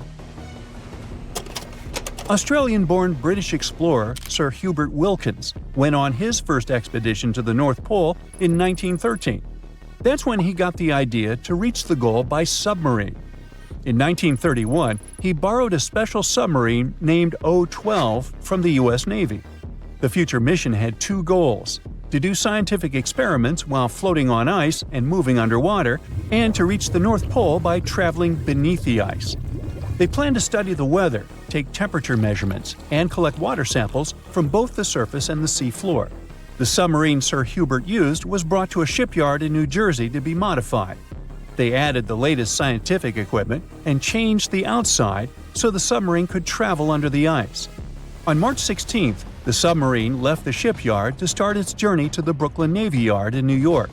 But even before leaving the Delaware River, they faced delays. A snowstorm forced them to stop at the Philadelphia Navy Yard, and they had to stop again to get more fuel. When the submarine was entering New York Harbor, a crew member who was just 27 years old fell overboard and drowned. The submarine was officially renamed Nautilus, and the grandson of Jules Verne, the author of 20,000 Leagues Under the Sea, which inspired the new name, was there to see it. Before starting their journey, the crew tested the Nautilus in different spots off the New England coast. They faced criticism and were already 2 months behind schedule, so they decided to head straight to England. During their trip across the Atlantic, they sailed into severe storms. On the 13th of June, the starboard engine broke down. Then, the port engine failed because it was overused. While crossing the Atlantic, Sir Hubert Wilkins kept radioing the submarine's position back to the United States. After both engines failed, they sent out an SOS. On June 15th, the USS Wyoming, a huge ship on a training cruise with naval students, reached the Nautilus. The Wyoming towed the broken submarine to Queenstown, Ireland, and then it was taken to Devonport, England for repairs. They had to wait for spare parts from the United States, which caused more delays. Once the Nautilus was fixed, they headed to Bergen, Norway, to meet the submarine science officers and get more equipment. One of the most important additions in Bergen was a diving chamber, which allowed them to lower scientific tools into the water through a special hatch. On August 5th, the Nautilus finally left Bergen and headed north to find ice floes. They had lots of delays because of mechanical problems and storms. One storm even made the submarine tilt at crazy angles. Finally, on August 19th, they saw the first ice floe. For a few days, they followed the ice's edge, looking for a good spot to dive. 3 days later, they tried to dive under the ice, but discovered that the submarine's diving rudders were missing. One diver went overboard to check and saw that someone must have broken off the rudders on purpose. This made Wilkins think that someone on the crew had sabotaged the submarine because they didn't trust the mission. Even without the rudders, Wilkins still wanted to do some of his scientific experiments. On the last day of August, they found a way to force the Nautilus under a 3-foot-thick ice floe. They had to fill the ballast tanks and adjust the trim. They managed to make more dives under this ice this way before the journey ended. After a few more days of trying to do research, Wilkins decided it was too dangerous to stay at sea. The Nautilus arrived at Svalbard, the Norwegian archipelago between mainland Norway and the North Pole, on September 8th, after going through the worst storm of the trip. They planned to go to a port in England, but another storm caused a lot of damage and made the engines fail, so they had to stop in Bergen again. After getting permission from the United States Shipping Board, the Nautilus was towed out of Bergen and sunk in a Norwegian fjord on November 13, 1931. In 1958, a U.S. submarine with the same name, Nautilus, became the first vessel that reached the North Pole by traveling under the ice. This Nautilus was much bigger than the submarines that came before it. It was 319 feet long and weighed 3,590 tons. For comparison, the other Nautilus was 175 feet long. Unlike other submarines, the new Nautilus could stay underwater for a longer time because of its special atomic engine didn't need air and only used a tiny amount of nuclear fuel. On July 23, 1958, it left Pearl Harbor, Hawaii on Operation Sunshine. There were 116 people on board, Commander Anderson, 111 officers and crew, and 4 civilian scientists. The Nautilus traveled north through the Bering Strait and only surfaced once at Point Barrow, Alaska. On August 1st, the submarine left the north coast of Alaska and dove under the Arctic ice cap. The submarine traveled at a depth of 500 feet, with the ice above it between 10 to 50 feet thick. At 11:15 p.m. on August 3rd, Commander Anderson told his crew, "For the world, our country, and the Navy, the North Pole." And the Nautilus went right under the North Pole without stopping.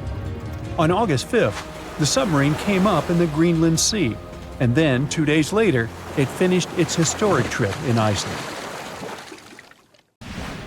Now, you can't find living dinosaurs nowadays, which is a good thing, mostly, but you can still meet some creatures that might have gone to lunch with them. The frilled shark, for example, is a living fossil that comes from a family of sharks that have been around for about 80 million years. One of the coolest things about it is its long, eel-like body that can grow as long as 6 feet. It has 6 pairs of gills on its throat, which help the frilled shark breathe in the deep, cold ocean where there isn't much oxygen. The shark can move very quickly, like a snake, to catch its prey when it least expects it. Little frilled sharks take an exceptionally long time to grow, up to 3.5 years, which is one of the longest times for any animal with a backbone. The Chinese giant salamander is another living fossil that can tell you what was going on Earth around 170 million years ago. Now, when I say tell, I really mean it, as it can make sounds like hisses, whistles, and barks, and even a noise that sounds like a crying kid. The biggest Chinese salamander found so far weighed 130 pounds, as heavy as 2 Dalmatians, and was almost 6 feet long. Giant salamanders like to be alone. Hey, I want to be alone. And will chase away other salamanders from their space, except when it's time to start a family. During the day, they hide and sleep under rocks. They can make a special substance from their skin that keeps predators away. Now, gharials are reptiles that have been around for about 38 million years. They live in India and Nepal in slow-moving, muddy rivers. Sadly, there are very few gharials left in the wild, less than 100. These creatures can't control their body temperature, so they need to sunbathe to get warm or cool down in the water if they get too hot. Their eyes are close together and face forward, which helps them see in 3 dimensions and judge distances more accurately. Gharials also have a transparent third eyelid that protects their eyes when they're underwater. They have over 100 sharp teeth, but they can't chew their food. Instead, they use their strong jaws to grab prey and then, swallow it whole. The alligator gar is a fish that has a family history of more than 100 million years. It still has some cool features from ancient times, like being able to breathe both air and water. It also has a special spiral-shaped intestine, like a shark. The alligator gar is one of the biggest and heaviest fish in North America. Just like an alligator, it has a long body and snout, plus a row of sharp teeth. But instead of legs, the gar has fins to help it swim underwater. The tuatara isn't a lizard as you might think, and isn't a dinosaur either. This New Zealand resident is one of the most unique animals in the world. Scientists love studying tuataras because they can help us understand how today's lizards and snakes evolved. One of the coolest things about the tuatara is its third eye, called a parietal eye, on its head. It has its own lens, retina, and a nerve that connects it to the brain. Scientists think it might help the tuatara know when it's light or dark outside and absorb sunlight to make vitamin D or help them keep their body temperature exactly right. Tuataras can live an extraordinarily long time, up to 100 years. Cassowaries are the youngsters on our list, as they've been around for only 60 million years. They have some things in common with dinosaurs, like their 3-toed feet and how they breathe. Cassowaries love to eat fruit, lots and lots of fruit. This love of fruit helps the rainforest, because when cassowaries eat the fruit, their bodies don't harm the seeds inside. As they move around the forest, they spread these seeds, you can guess how, with their own natural fertilizer, helping new plants grow. Cassowaries are big birds, about 6 feet tall and weigh over 100 pounds. They have a special claw on each foot that is 5 inches long, and they can use it to kick real fast. If they feel threatened, they can charge, kick, and even jump on someone. They can also leap up to 5 feet in the air. So, the best thing to do is stay far, far away from where they live. The order Notostraca is a group of crustaceans that you may know as tadpole shrimp or shield shrimps. These animals have been around for about 360 million years. They have a wide, flat shell that covers their head, and they have a pair of eyes on top. These creatures can be found all over the world in different kinds of water, like freshwater, brackish water, and even salty pools. They can also look different depending on where they live. Notostracans aren't picky eaters and can snack on pretty much anything, from plants to small animals and other shrimps. Some of them are considered pests in places like California rice paddies because they stir up the mud, which blocks sunlight from reaching the young rice plants. Sturgeons are some of the largest fish species on the planet. They live only in the cool waters of the northern hemisphere and never travel below the equator. Even though they are huge, sturgeons don't have teeth. They eat by sucking food off the bottom of rivers, gulfs, lakes, and oceans. Scientists believe that sturgeons came from a group of fish that first appeared around 419 million years ago, long before dinosaurs even existed. Their ancestors survived a big extinction event that wiped out 90% of all species and went on to become the largest fish in many rivers in North America and Eurasia. Sturgeons can live up to 100 years old or even older. Female sturgeons can lay up to 3 million eggs at a time, but not all of the eggs eventually turn into real fish. Our next hero, the Pacific lamprey, has successfully lived through at least 4 mass extinctions. Its ancient ancestors evolved over 450 million years ago. These creatures have cartilage instead of bones and a third eye, which is a special light-sensing organ on top of their heads. Instead of a regular jaw, they have a mouth surrounded by teeth. They latch onto prey and sup up body fluids like real underwater vampires. And although he wasn't living underwater, the story goes that King Henry I of England might have lost his life because of a lamprey. The English monarch loved this fish so much that he defied doctors' orders to stop eating its flesh. He got sick every time he'd have it, but the lack of bones and the unusual taste made the royal fall in love with it. As a result, he got some scary symptoms from eating lamprey and eventually passed away.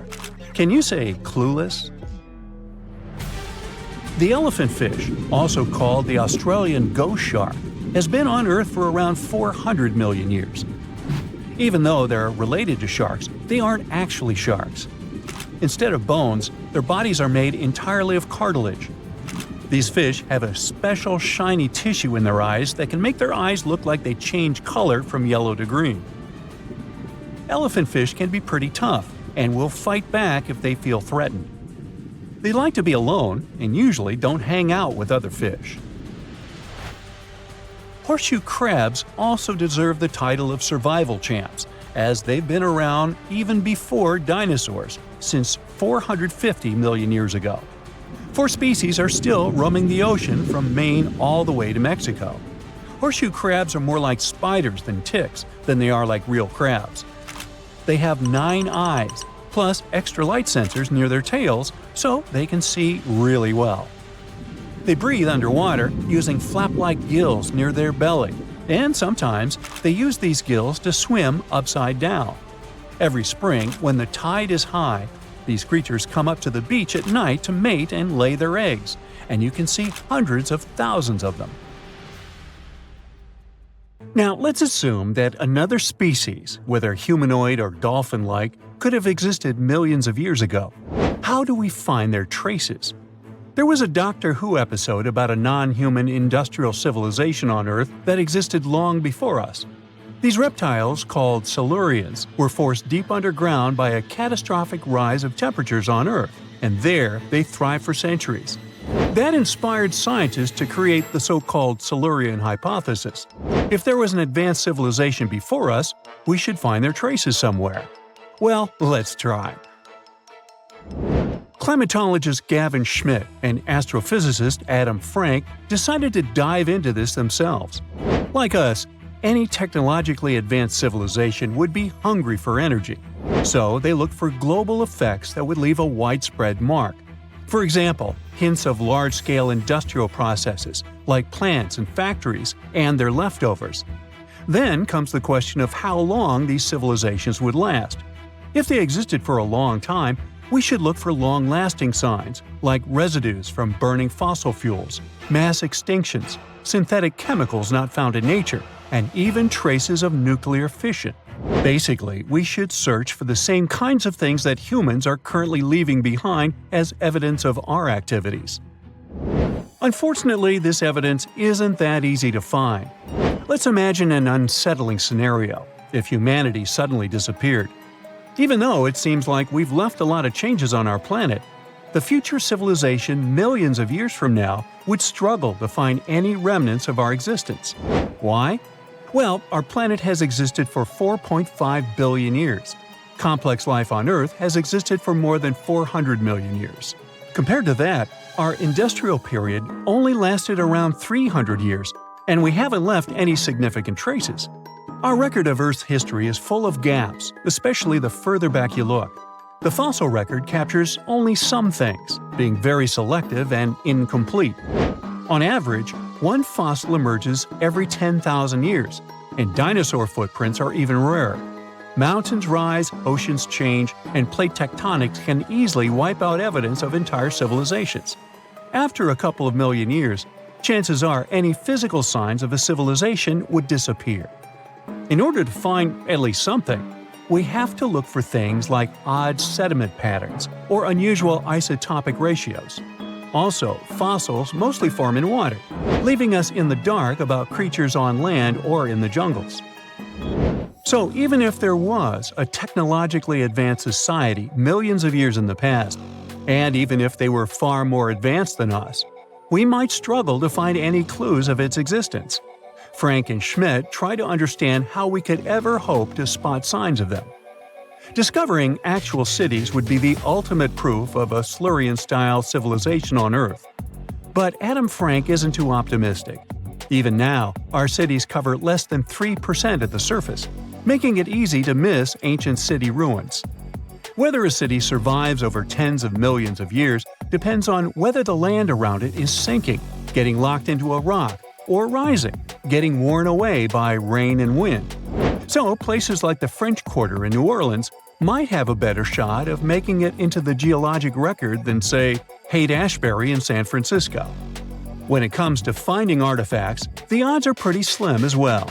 No prehistoric iPhone would survive millions of years, fancy glass or not.